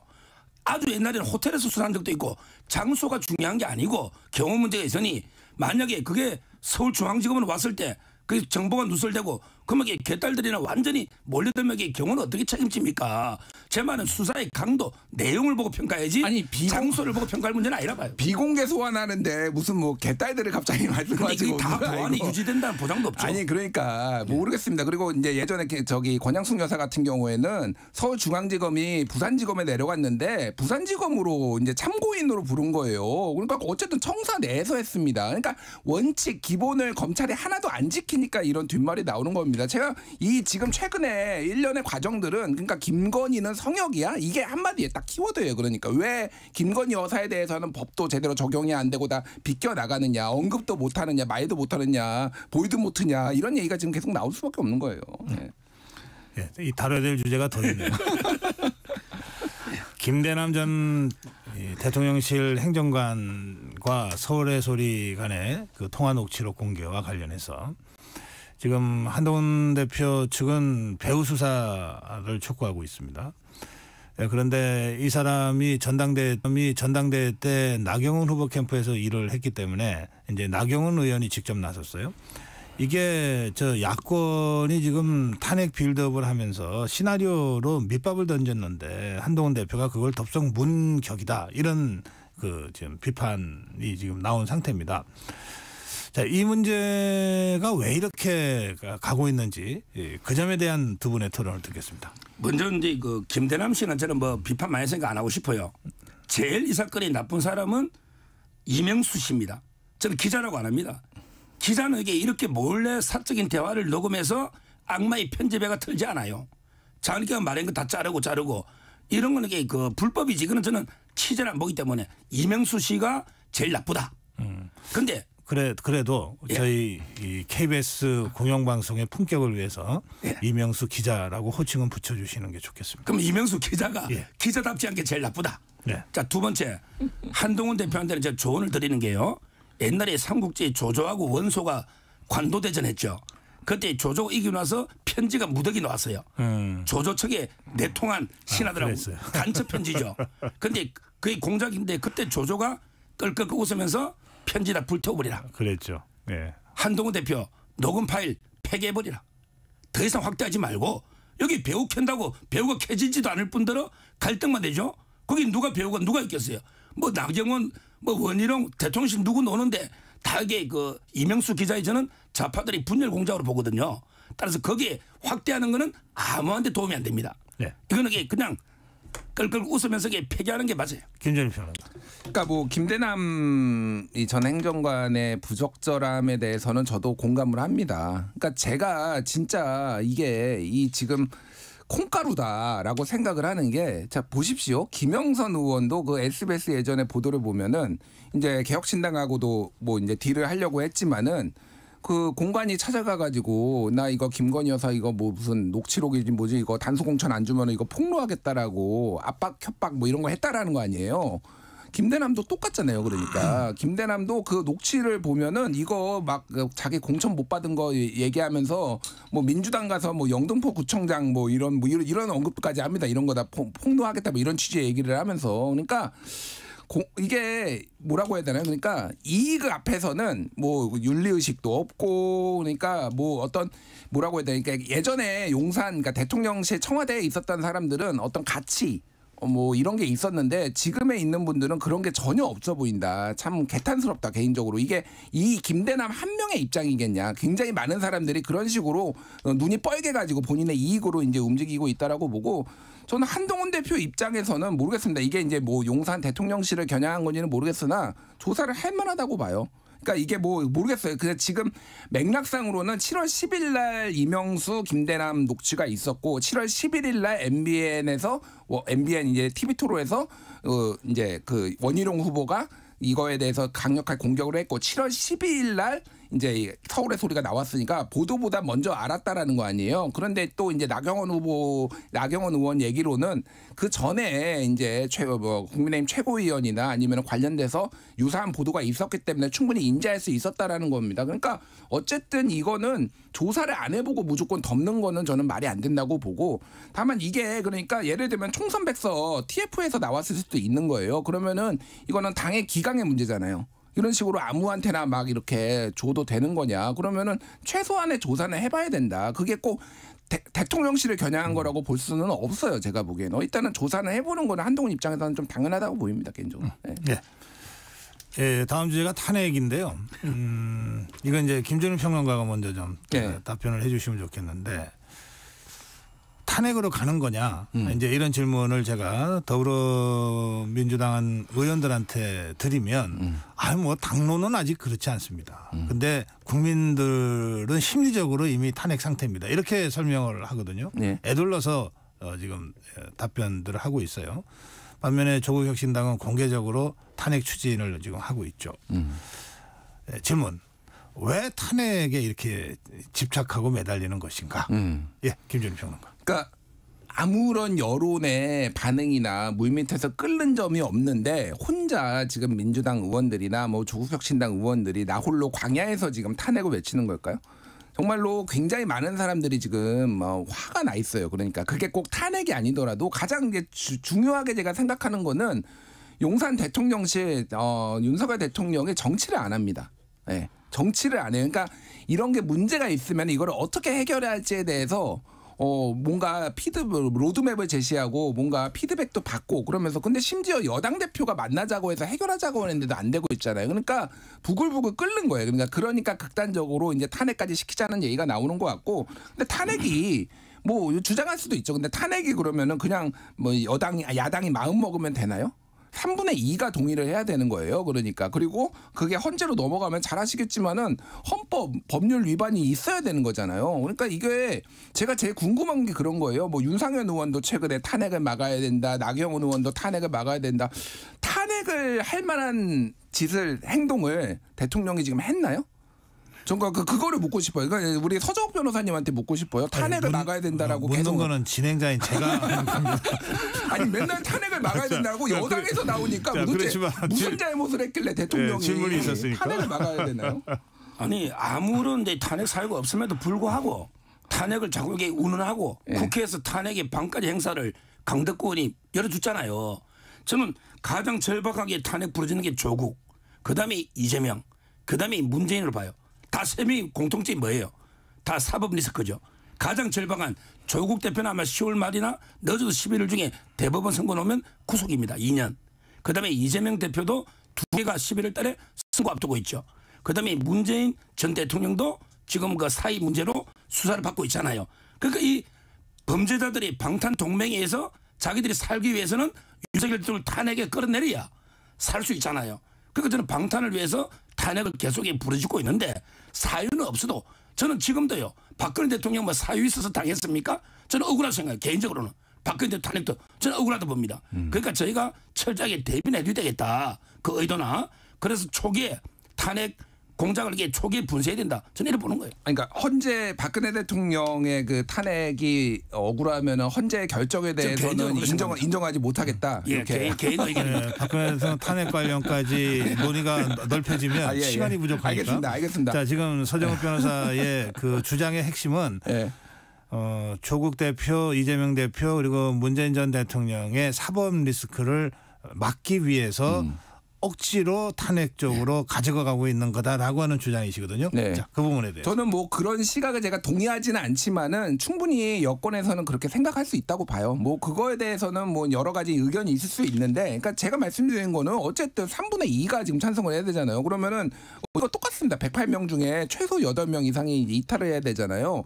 그러면은 그 이 사람들이 갑자기 뭐 민주당이나 조국혁신당에 매수가 돼가지고 내가 대통령을 탄핵하겠다 이럴 것도 아니고, 만약에 하나 탄핵이 된다라고 그러니까 국회에서 통과를 한다라고 하면은 그 정도로 지금 민심이 안 좋거나 문제가 있으니까 그분들도 판단을 하는 거 아니에요. 가정입니다. 가정. 그러니까 이게 지금 정치를 잘 못하라고 있다라고 제가 지금 말씀드리는 거예요. 지금 여러 가지 법 위반의 의혹도 있고 뭐 최상병 특검이라든지 뭐 김건희 특검 이런 것들에 해소를 하지 못하고 있으니까 그런 겁니다. 그리고 이게 어쨌든 헌재를 가잖아요. 그러니까 제가 오히려 탄핵 파리를 지금 여당에서 하고 있는 거 아니야? 탄핵에 대한 공포감을 심어줘가지고 지금 윤석열 정부를 그냥 억지로 아무것도 안 하는 무능한 정부를 그냥 이대로 용인하고 가자 이런 식으로 지금 하는 거 아닌가 저는 그 생각이 들어요 진짜로. 예. 마지막 주제로 가겠습니다. 이재명 대표의 이 사법 리스크인데요. 공직선거법 선거법 위반으로 2년 구형, 위증교사 혐의로 3년 구형이 나왔고 이게 양형상 최고 구형이다라고 다들 전문가들이 얘기를 하고 있습니다. 질문입니다. 왜 이런 최고 구형이 나왔는가? 그리고 이것에 대해서 이재명 대표 측은 지금 어떻게 대응하고 있는 것인가에 대한 질문입니다. 예, 저는 계속 다른 방송에도 얘기하는데 구형에 너무 의미를 둘 필요가 있느냐. 구형하면은 그게 판사가 그대로 따르는 것도 아니고 사실상 전쟁 중이잖아요. 지금 이재명 대표 민주당하고 검찰하고. 그러니까 검찰 입장에서는 자기의 논리가 있으니까 최고 구형을 했다 이렇게 보면 될 것 같고, 저는 이재명 대표한테 굉장히 아쉬운 부분이 있어요. 사실은. 그러니까 이게 지금 어쨌든 뭐 억울하게 이제 볼 부분도 있지만은 본인이 좀 자초한 부분이 있어요. 그러니까 예를 들면은 공직선거법 위반도 굳이 국토부한테 협박을 받았다 이렇게 해야 되나, 뭐 공문도 오고 뭐 이렇게 했는데 굉장히 그러니까 확신에 차 가지고 이게 거짓말로 비춰질 수 있는 식으로 이렇게 발언을 하는 것도 그렇고, 예를 들면은 지금 위증교사 때도 이게 거슬러 올라가면은 2002년에 김병량 시장의 그 이제 정자지구 백궁 정자지구 그 비리를 추정 60분 KBS에서 파면서 그때 그 PD가 그 옆에 있었던 이제 같이 취재를 했던 이재명 변호사한테 검사 이름 좀 알려달라고 해서 그 검사 사칭이 된 거잖아요. 벌금이 150만 원 대법원으로 확정이 됐습니다, 당시에. 그러면은 이거를 왜 누명을 썼다라고 얘기를 하죠? 그러니까 그렇게 그런 사실이 있지만은 이거에 대해서 김병량 시장이 실제 그때는 이게 게이트처럼 번졌어요, 그게 비리가 번졌기 때문에 이거는 진실을 밝히기 위해서 했었어야 되는데 이런 식으로 얘기를 하는 게 일단 매우 안 좋은 습관이 있다라는 거는 좀 지적을 해야 될 것 같고.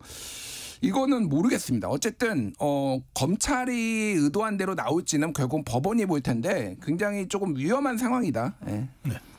그런데 검찰의 구형은 숫자에 불과한 게 아니고요. 법조인들의 평균적인 그 법 감정이에요. 그래서 구형의 한 절반 정도 보드기에 선고됩니다. 따라서 구형이 상당히 의미가 있고, 왜 최고치 구형이 나왔냐? 그건 범죄 질이 제일 악질이고 안 좋으니까 노는 거죠. 특히 그 선거법은요. 김문기 씨 몰랐다는 말은 이게 대장동과 내가 무관하다는 걸 꼬리 자르려고 처음부터 한 거고요. 그다음에 백현동 4단계는 김인섭 씨라는 허가방 존재를 숨기기 위해서 고의로 이게 전파성이 강한 방송에서 허위를 한 거예요. 그다음에 옛날에 정과도 있고 선거법. 그래서 최고 2년이 됐고요. 그다음에 위정교사는 단순하게 교사가 아니고 김진성 씨는 이제 그 슈퍼 갑을 관계예요. 거기 보면 완전히 대화를 보십시오. 갑을이잖아요. 그때 백현동 사업도 하고. 그런데 위정 단순한 교사가 아니고 협박에 가까울 정도로, 위정 강요에 가까울 정도로 이게 있다. 그래서 검찰이 양형 기준표상 최고형을 구형한 겁니다. 그러니까 재질이 나쁘다라고 검찰이 봤다는 거죠. 그렇죠. 자, 그런데 이렇게 지금 이제 서정훈 변호사는 그러니까 구형은 숫자에 불과한 것이 아니다. 이게 이제 판사도 검사가 구형을 하면 그 왜 그렇게 중형 또는 양형상 최고형을 구형했는가를 판사도 보게 된다, 이런 뜻이잖아요. 그렇죠. 예. 아니 뭐 그러니까 그게 검찰의 논리라는 거예요. 그러니까 예를 들면은 위증교사 같은 경우에는 일반적으로 이제 기본이 6개월에서 1년 6개월인데 가중이 되면은 그게 최대 3년까지 10개월에서 3년까지 되는 거고, 그 중에서 3년을 택한 거잖아요. 10개월을 택할 수도 있고 3년을 택할 수도 있습니다. 가중은 뭐냐면은 위증교사도 가중에 이제 들어가요. 위증교사. 그러니까 정범보다는 그러니까 교사범이 더 이제 세게 알겠습니다. 나오는 거니까. 그러니까 저는 이거에 의미를 둘 필요 없고, 절반이 나오는 거는 일반적인 형사 사건이지 그래. 이거는 여기에 적용할 수는 없다. 그 형량 구형의 시간이 다 돼서 Y 해보시는 거 어때요? 짧게 마무리 한 말씀씩 듣고 끝내겠습니다. 아니, 제가 뭐 좋아하는 서정욱 변호사랑 같이 하니까 앞으로가 더 기대됩니다. 자, 서정욱 변호사. 뭐 저도 근데 김준일 평론가님이요.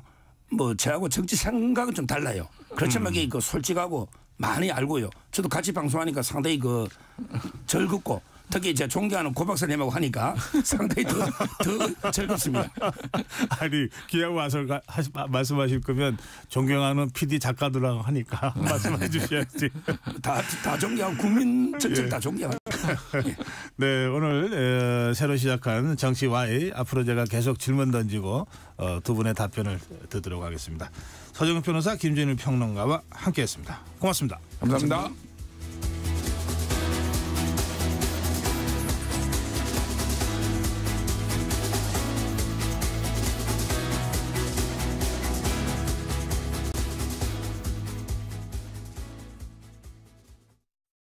2024년 10월 1일부터 폐기물 처리 현장 정보 전송 의무화가 사업장 일반 폐기물과 수출입 폐기물까지 확대 시행됩니다. 사업장 폐기물의 올바른 처리와 안전하고 투명한 관리를 위해 꼭 기억하세요. 폐기물 수집 운반자는 차량의 실시간 위치 정보를, 폐기물을 처분하거나 재활용하는 자는 반입된 폐기물의 중량과 함께 촬영된 영상 정보를 실시간으로 전송해야 합니다. 보다 자세한 사항은 폐기물 처리 현장 정보 관리 시스템 홈페이지를 참고하세요. 이 캠페인은 환경부와 한국환경공단이 함께합니다. 잠시 후 8시 반부터 일부 지역국에서는 해당 지역 방송을 보내드립니다. 워렌 버핏은 가치 투자, 필립 피셔는 성장주 투자, 피터 린치는 장기 투자. 방법은 달라도 목표는 하나. 성기영의 경제쇼가 성공의 길로 안내합니다. 깊이 있게, 명쾌하게, 지금 이 시대 경제에 관한 모든 것을 알려드립니다. 평일 오후 4시 5분 성기영의 경제쇼와 함께하십시오.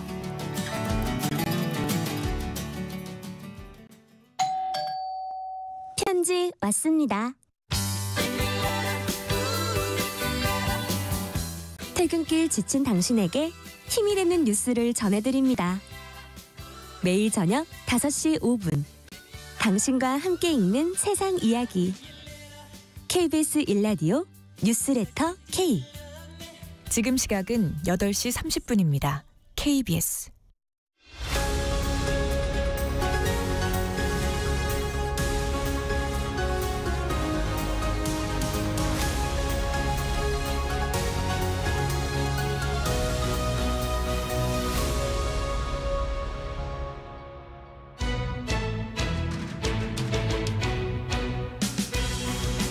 네, KBS 라디오 전격 시사 10월부터 새로운 코너를 여러분께 선보이고 있습니다. 조금 전에는 금요일에 새로운 코너 정치와이와 함께 하셨고요. 지금 또 다른 새로운 금요일의 코너입니다. 사건와이. 사건와이. 그 사건은 도대체 왜 일어났는가. 사건 속에 숨은 궁금증을 풀어드리는 시간입니다. 사건 스토리텔러 손정혜 변호사 모시겠습니다. 손 변호사 어서 오세요. 안녕하세요. 손정혜입니다. 네.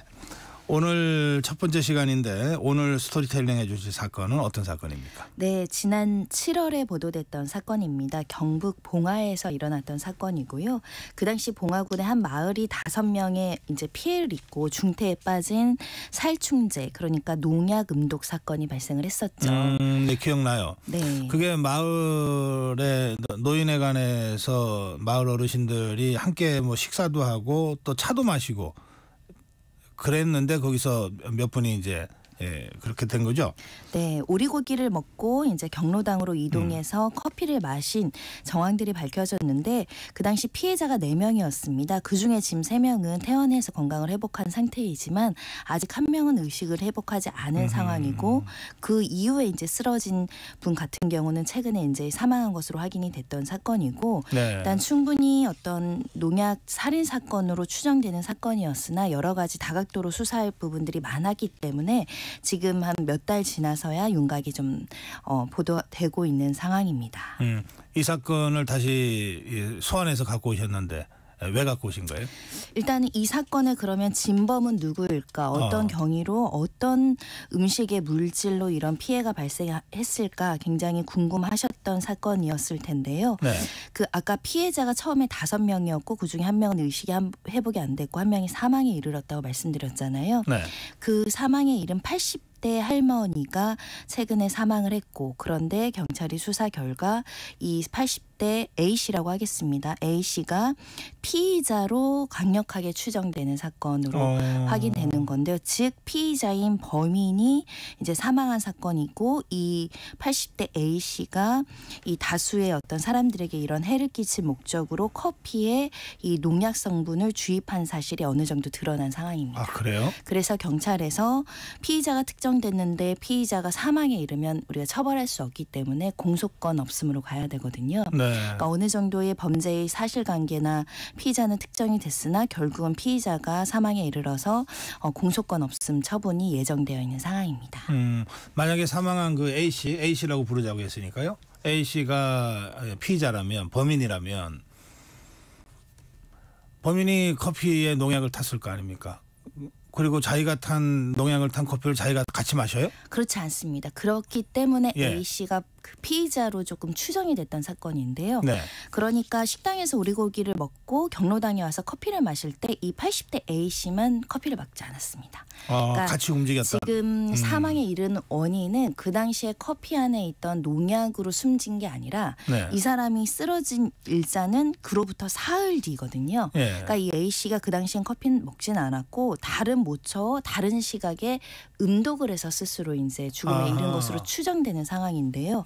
그렇다면 이 A씨가 왜 피의자로 특정이 됐는지가 좀 궁금하실 겁니다. 경찰이 굉장히 많은 사람들에 대해서 진술조사도 걷고 CCTV 확인하고 압수수색하고 주변 탐문하고 끝에 이제 A씨가 특정이 된 건데 첫 번째 이 사람만 그 커피를 먹지 않았다고 했잖아요. 그러니까 이 A씨가 오리고기도 같이 먹고 또 노인정에도 같이 왔고 커피 마실 때도 같이 있었는데 혼자서 커피는 안 마셨다 이런 그렇습니다. 겁니까? 그리고 CCTV로 확인했더니 사건 이틀 전에 경로당을 혼자 출입을 해서 그리고 이제 경로당의 집기 커피포트로 알려져 있죠. 이 커피포트에 물을 넣고 이 농약 알갱이를 이제 뿌렸다라고 확인을 하는 것인데요. 일단 커피포트에 물 붓는 것을 목격한 사람도 있을 뿐만 아니라 이 커피포트에 이 농약 성분이 검출이 됐고 네. 특히 이 피의자 A씨의 DNA 이런 것들도 일부 나온 상황입니다. 그리고 A씨 집에 압수수색했더니 이 마당과 집에 뿌려진 알갱이의 농약 성분이 같은 성분으로 확인이 됐고요. 또 굉장히 유의미한 정황이 이 A씨가 피해자 4명이 병원에 있던 상황이었잖아요. 네. 그리고 사흘 뒤에 은행을 찾아갑니다. 은행을 찾아가서 본인의 통장에 있던 돈을 인출을 해서 가족들에게 주는 거죠. 예, 재산 일부를 정리해서 가족들에게 전달하고 그리고 쓰러지거든요. 그 점에 있어서는 이제 수사망이 좁혀오니 심리적인 압박으로 재산을 일부 가족들에게 주고 이 음독을 하는 선택을 했다라고 이제 충분히 추정할 수 있는 사안이 된 것이고요. 네. 특히 이제 커피 음료수병이나 종이컵에서 피해자들의 위 세척액과 동일한 농약이 검출됐고 이 농약 성분은 또 A씨 마당에도 있었고 그렇기 때문에 피의자는 A씨로 특정할 수밖에 없는 사안이었습니다. A씨는 이미 사망했지만 그래서 직접 진술을 받을 수는 없었지만 이런 지금 우리 손정희 변호사가 설명하신 그런 여러 가지 정황으로 보건대 이 A씨가 범인일 가능성이 매우 높다. 이렇게 이제 경찰은 추정하고 있다. 알겠어요. 그러면 이 모든 형사 범죄의 경우에 동기라고 하는 게 있잖아요. 네. 그럼 이 A씨가 만약에 범인이라면 동기가 뭔가요? 일단은 피의자가 사망에 이른 사건이기 때문에 구체적인 범죄의 동기를 묻지는 못하는 사안이 돼서 추정할 수밖에 없다라고 하는데요. 네. 일단 주변 이 경로당이나 이런 분들의 진술에 따르면 평소에 좀 다툼이 있었다고 합니다. 그러니까 약간의 그 경로당을 운영하는 방식에 서나 또 화투를 치다가 일정 부분에 분쟁이 있었다는 것으로 봐서 과거의 사례들과 마찬가지로 이 내부에서 사람관계에 어떤 분쟁이 있을 수 있잖아요. 그래서 협소한 공간에서 경로당에서 생활을 같이 하다 보니 거기에 이제 분쟁이 있어서 감정이 격화된 건 아닐까라는 생각이 들고 특히 본인의 어떤 대우에 대해서 좀 불만을 가졌다라는 취지의 진술도 확보가 되어 있어서 그런 경위로 좀 어떻게 보면 타인에 대한 분노감 그리고 나에 대해서 이렇게 제대로 대우해주지 않는다는 상실감에 계획 범죄를 한 것 같습니다. 지금 이제 고령화 사회를 지나서 초고령화 사회로 지금 우리나라가 들어가고 있는데 그렇게 되면 이제 노인 인구들이 많아지고 그러면 전체적으로 우리가 인구는 감소하지만 노인 인구는 늘어나잖아요.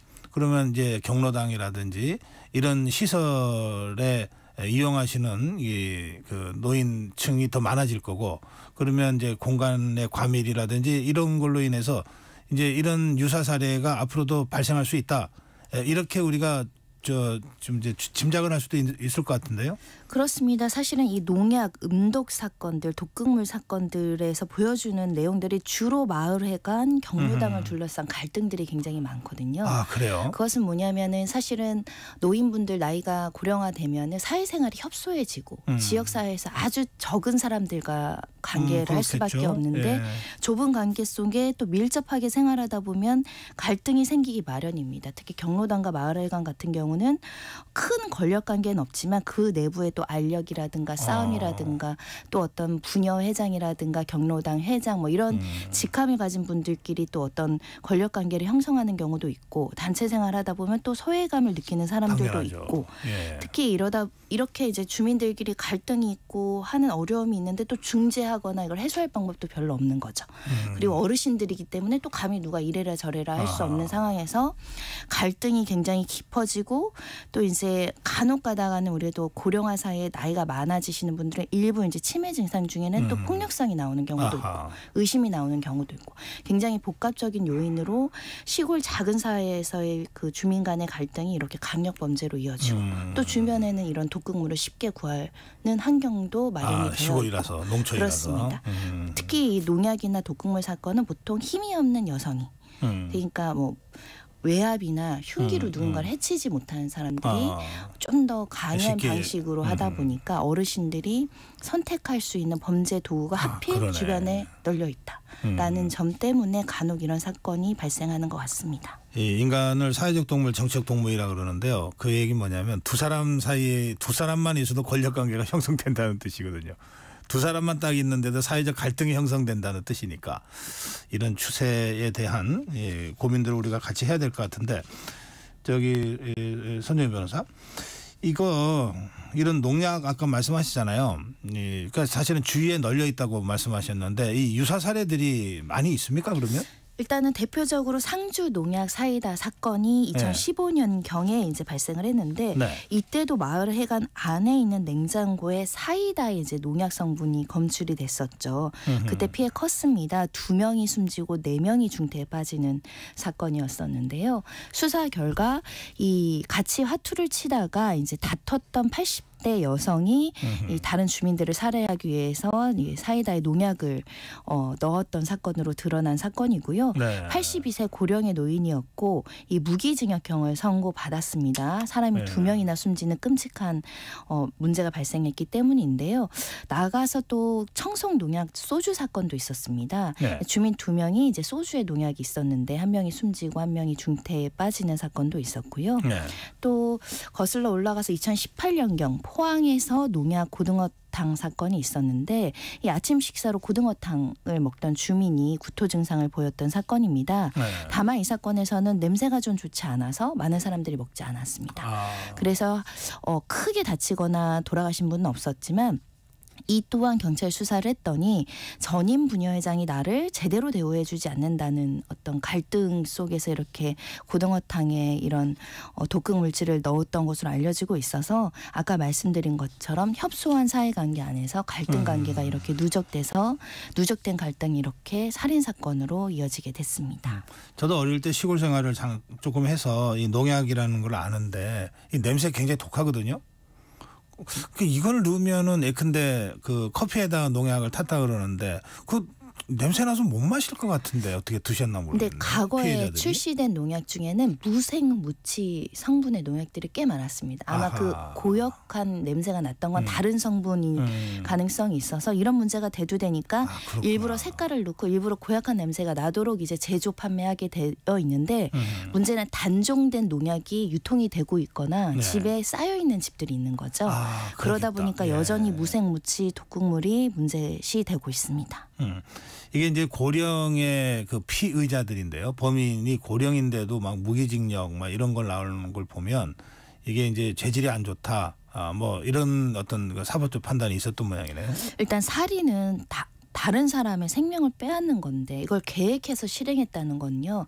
극악한 범죄이죠. 계획을 했다면 실제 포기할 수도 있고 미수에 그칠 수도 있는데 실제 사망에 이르게 되는 살인사건 같은 경우 계획 범죄는 양형 기준도 굉장히 높을 뿐만 아니라 이런 농약 사건은 피해자가 다수 발생할 수 있죠. 아까도 지금 상주 농약 사건도 2명이나 사망했습니다. 예를 들면 연쇄살인 사건 같은 경우 무기징역 나와도 조카 훨씬 더 뭐 사형시켜달라는 목소리가 나올 정도로 방법은 소프트하지만 결과는 너무 치명적인 사건이기 때문에 엄중하게 처벌할 수밖에 없었고 포항 농약 사건도 돌아가신 분은 없지만 살인 미수로 기소를 했거든요. 그렇지만 피고인이 끝끝내 그 살인의 고의를 부인했습니다. 나는 그냥 좀 골탕 먹이려고 했지 죽일 생각 없었어. 근데 이걸 제대로 다 드신 분 있으면 치명상에 입을 수도 있잖아요. 예. 그래서 이거는 좀 법원에서도 엄중하게 다스리는 그 범죄입니다. 예. 이게 다른 흉기를 사용했다 그러면은 우발적 범행 뭐 정황상 이렇게 주장이 가능할지 모르지만 농약은 우발적일 수는 없네요. 그렇습니다. 예, 봉화 다 사전에 사건도 계획해서 이틀 전에 방문해서 농약 알갱이를 풀어서 커피포트에 넣은 거거든요. 이틀 사이에 마음 변심해서 사람 다칠까 봐 빼앗어야죠. 그러지 않고 실제 실행을 한 것은 네. 계획 범죄입니다. 그렇군요. 이렇게 해서 이제 이번 사건 경우에 이제 그 피의자가 이제 극단적 선택을 한 것으로 되어 있는데 그러면 피해자들 입장에서는 이게 뭐 피해 보상을 받거나 이럴 길이 전혀 없어지는 거네요. 일단 그 불법행위 채권도 상속될 수 있기 때문에 상속인들 상대로 손해배상 청구를 하는 걸 고려해볼 여지가 있고요. 네. 다만 이제 마을 주민들끼리 또 자식들한테 소송하고 이게 좀 불편할 수 있죠. 이런 경우에 이제 범죄 피해자를 보호해주는 일부 제도가 있지만 일단은 뭐 치료비나 일정 부분 배상 받을 가능성은 한존해도 사실은 이 재산적 피해보다 더 끔찍한 게 같은 생활 내에서의 그렇죠. 공격을 당한 것이기 때문에 정신적 피해가 굉장히 극심하지 않을까 그런 생각해봅니다. 예. 사건화에 오늘 여기까지 하겠습니다. 손정혜 변호사와 말씀 나눴습니다. 고맙습니다. 감사합니다. 네, 전격시사 듣고 계신 지금 시각 8시 44분입니다. 이 시각 교통정보입니다. 최대를 보인 출근 정체는 서서히 풀려가고 있습니다. 남해고속도로 순천 쪽으로는 먼저 북창원 부근에서 정체고요. 이후로 하동 부근에서는 사고가 나면서 2차로를 막고 처리하고 있습니다. 영암 순천고속도로 순천 쪽으로는 장흥 부근 2차로에서 고장난 화물차를 처리하고 있습니다. 제2경인고속도로 성남 쪽으로 남동 부근 4차로에서도 사고가 나면서 하객분기점부터 정체 심해져 있고요. 더 가서는 안현분기점에서 일직분기점 사이로 속도 줄여 지납니다. 반대 인천 쪽으로는 남동 일대로 더디게 지납니다. 영동고속도로 강릉 쪽으로는 마성터널에서 양지터널 사이로 8km 구간에서 정체입니다. KBS 교통정보센터에서 김민희였습니다.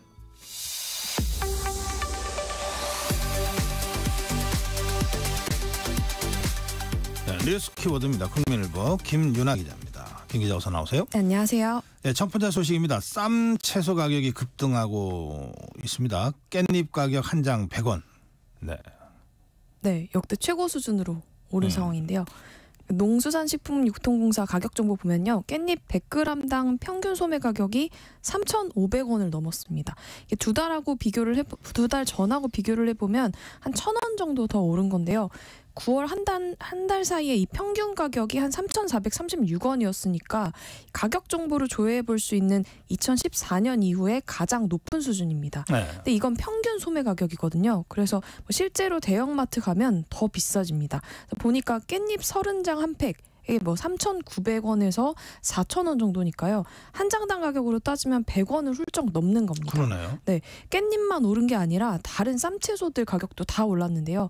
상추는 지난달 말 기준으로 100g당 2,719원이었는데 이게 1년 전하고 비교를 해보면 무려 48%나 오른 상황이고요. 배추도 크게 올랐습니다. 그래서 농림축산식품부가 분석을 하기로는 요즘에 이제 폭염이 늦게까지 이어지고 있고 또 집중호우가 나타나면서 일부 산지 피해 때문에 가격이 상승했다 이렇게 보고 있습니다. 통계청에서 발표한 지난달 소비자 물가를 보면 1년 전보다 1.6% 올랐거든요. 그런데 올해 4월부터 계속 2%대 머물다가 이렇게 1%대 상승률 보인 건 3년 6개월 만일 정도로 상승폭이 굉장히 낮았는데 네. 그런데 이런 쌈채소들을 비롯해서 장바구니 물가는 계속 오르다 보니까 소비자 물가 상승률 1%라는 게 사실 체감하기 좀 어려울 정도입니다. 아무래도 소비자 물가 상승률은 석유류가 차지하는 비중이 크기 때문인데요. 아하. 석유류 가격이 7.6% 내리면서 전체 물가를 끌어내렸습니다. 그래서 소비자들이 체감하는 물가하고는 좀 차이가 있을 수밖에 없고요. 정부는 특히 이 채소 가격 상승은 일시적일 거라고 보고 있는데 최근에 기온이 다시 내려가면서 이게 안정될 거라는 전망입니다. 제가 어제 저녁에 회식을 횟집에서 해가지고 네. 이 깻잎 가격이 비싸다 그래서 그런지 다들 깻잎을 많이 먹었어요. 네. 더 달라 그러니까 더 주시던데 네. 또 눈치는 보이더라고요. 네, 부담일 것 같습니다. 이게 이제 이 기후 관계나 이런 것 때문에 이렇다고들 하던데 좀 빨리 안정됐으면 좋겠네요. 자, 두 번째 소식 가겠습니다. 임윤찬 한국 피아니스트로는 최초로 영국 그라모폰 2관왕 차지했다고 소식이 들어왔는데 이게 어떤 상인가요? 네, 클래식 음반 분야에서 최고 권위를 지니는 상입니다. 그래서 클래식 음반계의 오스카상이다 이렇게도 불리는데요. 이게 얼마나 권위 있는 상이냐면요. 음악가들이 보통 자신의 양력을 소개할 때 최우선으로 소개를 할 정도로 가장 중요한 양력이 됩니다. 1923년 영국에서 창간이 된 월간지 그라모폰이 1977년부터 이 상을 제정해서 매해 11개 부문 수상자를 발표해오고 있는데요. 임윤찬은 첫 스튜디오 앨범 쇼팽 에뛰드로 그 피아노 음반 부분을 수상을 했고요. 그다음에 또 젊은 예술가 부분도 함께 수상을 했습니다. 그동안 바이올리니스트 정경화나 사라장 그리고 첼리스트 장한나가 상을 받은 적은 있긴 한데 피아노 부문에서 이 상을 받은 국내 연주자는 임윤찬이 최초입니다. 그래서 이미 후보에 올랐을 때부터 임윤찬의 수상 예상이 됐었는데요. 이 상은 권위 있는 상이다 보니까 심사도 굉장히 까다롭습니다. 그래서 후보를 음반 기준으로 총 6장 압축하고 다시 3장으로 압축한 다음에 최종 우승자를 선발을 하거든요. 그런데 이미 이 3장 압축했을 때 이때 3장 중에 2장이 임윤찬 앨범이었습니다. 어이구, 대단하네요. 네. 이번에 그 상을 탄 쇼팽 에뛰드 말고도 2022년에 임윤찬이 연주한 리스트의 초절기교 연습곡도 포함이 됐었거든요. 그러니까 한 연주자의 음반이 같은 부문에 2장이나 포함된 것도 이 그라모폰 역사상 처음 있는 일이었습니다. 네. 수상이 확정되고 임윤찬에 대한 호평도 이어졌는데요. 그라모폰 평론가는 임윤찬의 쇼팽 에뛰드 해석은 현존 최고 수준 중에 하나다. 가까운 시일 내에 이 정도로 감명 깊은 녹음은 나오기 힘들 거다. 이렇게 극찬을 했습니다. 네.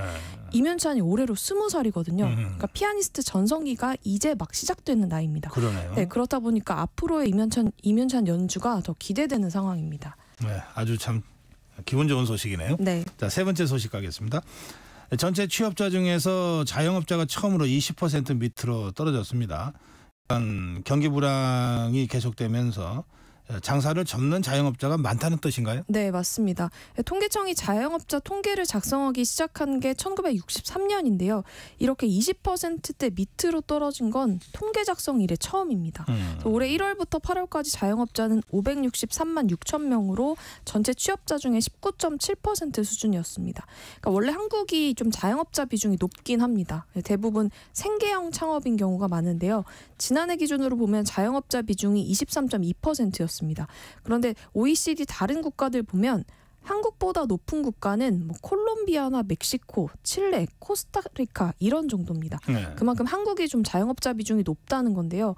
이렇게 자영업자 비중이 줄어든다라는 것 자체는 뭐 산업 구조가 재편이 되면서 나타나는 자연스러운 전환일 수도 있는데 문제는 지금 이렇게 줄어드는 건 좀 긍정적인 전환이라기보다는 뭐 경기 부진에다가 뭐 최저임금 인상까지 겹치면서 폐업하는 사례가 늘면서 생긴 전환이라는 거기 때문에 문제입니다. 예. 실제로 아무도 고용하지 않고 나 홀로 버티고 있는 자영업자 이 사람들 보니까 지난 8월 기준 430명이나 달했습니다. 그러니까 장사가 잘 되면 430만 명? 네, 430만 명이었습니다. 네. 그래서 장사가 잘 되면 뭐 직원도 고용하고 하겠지만 그렇지 못하다 보니까 본인 혼자 버티다가 결국 폐업 수순으로 가는 경우가 많을 수밖에 없는데요. 그렇겠네요. 네, 자영업자들 상황이 열악해지고 있는 건 대출 지표에서도 나타납니다. 한국은행 자료를 보면 2분기 기준으로 자영업자 대출 규모는 1,000조 원을 돌파했고요. 사상 최고치였습니다. 그런데 연체율은 또 10.2%로 높았습니다. 네. 그만큼 지금 한계 상황에 몰린 자영업자가 많다. 이런 뜻이기도 합니다. 예, 이러다 보니까 버티고 살아남으면 강자다 이런 얘기가 나올 정도가 됐습니다. 다들 힘내시기 바랍니다. 자, 네 번째 소식 가겠습니다. 한국 산업 기술을 조직적으로 폄하하는 댓글들이 있어서 그걸 분석을 해봤더니 중국의 댓글 부대로 의심된다 이런 분석이 나왔는데 이게 가능합니까? 네, 대학 연구팀 발표였는데요. 네. 지난해 6월부터 올해 8월까지 뭐 네이버, 유튜브 이런 온라인 공간에서 올라온 그 기사들을 검색을 해서 댓글을 분석을 한 겁니다. 한국하고 중국의 경쟁이 치열한 산업 분야만 분석을 했는데 예를 들어서 현대기아차, 삼성, 알리, 테무, 전기차 이런 키워드들로 그 기사를 검색을 해서 댓글을 조사한 겁니다. 그런데 여기 보니까 중국식 아이디를 사용했다거나 아니면 뭐 중국식 언어 습관, 뭐 기계가 사용한 것으로 의심할 만한 댓글 이런 것들이 발견이 됐고요. 중국 의심 계정을 찾았는데요. 네이버에서는 댓글 이력을 확인할 수가 있거든요. 그래서 이 의심 계정을 과거에 이제 분석을 하면서 과거에 단 다른 댓글들 전체를 분석을 하게 된 겁니다. 그래서 연구팀이 분석을 했더니 70개 기사 무작위로 수집을 해보니까 중국인 추정 계정이 77개 이상 발견이 됐습니다. 한국인으로 추정되는 사람들은 어떤 기사에는 댓글을 달기도 하고 뭐 안 달기도 하고 이런 식으로 빈도가 균일하지 않았는데 중국인으로 의심되는 계정들은 특정 키워드 기사에 일제히 다 댓글을 달고 있었던 겁니다. 그래서 예를 들어서 전기차 관련 기사에는 중국 거 한번 타봐야지, 흉기차 봐라, 좀 긴장해야 된다라거나 뭐 한국산은 무조건 거른다, 이런 댓글이 좀 반복적으로 달렸고요. 또 뭐 쿠팡은 어차피 다 중국산 아닌가, 뭐 이런 식이었습니다. 이건 누가 봐도 이거 좀 네, 의심되는 티가 나는데. 네, 정황입니다. 그래서 문제는 댓글이 이런 댓글에서 끝나지 않고요. 중국의 관영 매체 보도들하고 결합을 시켜서 마치 이게 사실인 것처럼 인식되도록 했다는 겁니다. 이렇게 되면 한국 산업에 대한 편견이 형성이 될 수 있기 때문에 그렇죠. 중국의 댓글 전략에도 좀 우리도 제대로 대응해야 한다라는 게 이 보고서의 지적이었습니다. 진짜 제대로 대응할 필요가 있겠습니다. 네. 자, 5번째 소식 갑니다. 병원에 가면 본인이 의료비를 다 부담하지 않고 건강보험료 일정 부분은 이제 국가가 이제 지원을 해주는데, 이걸 악용해서 계속 병원을 찾는 사람들, 이게 연간 70회 이상 병원 찾은 사람들이 굉장히 많다고 하는 조사가 나왔네요. 네, 연간 70회 이상 찾은 사람이 144만 명이나 됐습니다. 아이고, 예. 연간 70회면 뭐 매주 일주일에 한두 번은 병원을 갔다, 이런 그러네요. 뜻이거든요. 네. 네, 이렇게 70회 이상 외래 진료를 이용한 환자들이 쓴 진료비만 8조 1,200억 원이 넘었습니다. 이 중에서 건강보험 재정이 6조 4천억 원이 쓰였는데요. 그러니까 쉽게 말해서 전체 외래 환자 가운데 3%에 해당하는 인원이 전체 보험 재정의 18%나 쓴 겁니다. 아하. 문제는 이 70회보다 더 많은 횟수로 의료 쇼핑한 사람들도 있었는데요. 올해 상반기에 가장 많이 이용한 환자는 몇 번을 찾았나 봤더니 919회나 이용했습니다. 허허, 네, 40대 여성이었는데요. 등 부위 통증으로 병원을 이렇게나 많이 찾았습니다. 2위인 60대 남성도 782회나 병원을 찾았습니다. 상반기면 6개월 동안에 919회라는 네, 뜻이죠? 맞습니다. 네, 그나마 뭐 전체 건수는 올해 상반기에 13만 명으로 줄긴 했는데 그나마 2월부터 이 의사 집단 행동 때문에 병원 이용이 원활하지 않았잖아요. 네. 그 영향이었던 걸로 보이는데, 그렇다고 하더라도 한국인의 평균 외래 진료 횟수가 OECD하고 비교해 보면 상당히 높은 수준입니다. 이게 OECD 평균의 한 2.6배 정도가 되거든요. 그래서 불필요하게 병원을 찾는 환자들이 늘어나게 되면 결국 건강보험 재정이 나빠지게 되고, 그렇겠죠. 네, 이게 결국엔 다른 국민들한테 부담이 전가될 수밖에 없습니다. 그래서 정부는 외래 진료를 연간 365회 넘게 이용하는 사람들은 앞으로는 진료비 90%를 본인이 부담하도록 했습니다. 예. 예, 마지막 소식 짧게 전해주세요. 미스 유니버스에 81세의 한국인이 도전장을 냈는데, 네, 중간에 멈췄네요. 네. 안타깝게 뭐 본선엔 진출하지 못했는데요. 네. 그 주인공은 81살의 최순아 씨였습니다. 그래서 최 씨는 지금 50대까지 병원에서 간병인으로 일을 하다가 뒤늦게 이제 모델 일을 시작했다고 합니다. 네. 하여튼 그 도전은 대단한 평가를 받을 수 있을 것 같습니다. 자, 지금까지 뉴스키워드 국민일보 김연아 기자와 함께했습니다. 고맙습니다. 감사합니다. 예, 10월 4일 금요일 전격 시사, 오늘은 여기서 여러분께 인사드려야 되겠습니다. 월요일 아침 7시 20분 다시 여러분 뵙겠습니다. 고성국이었습니다.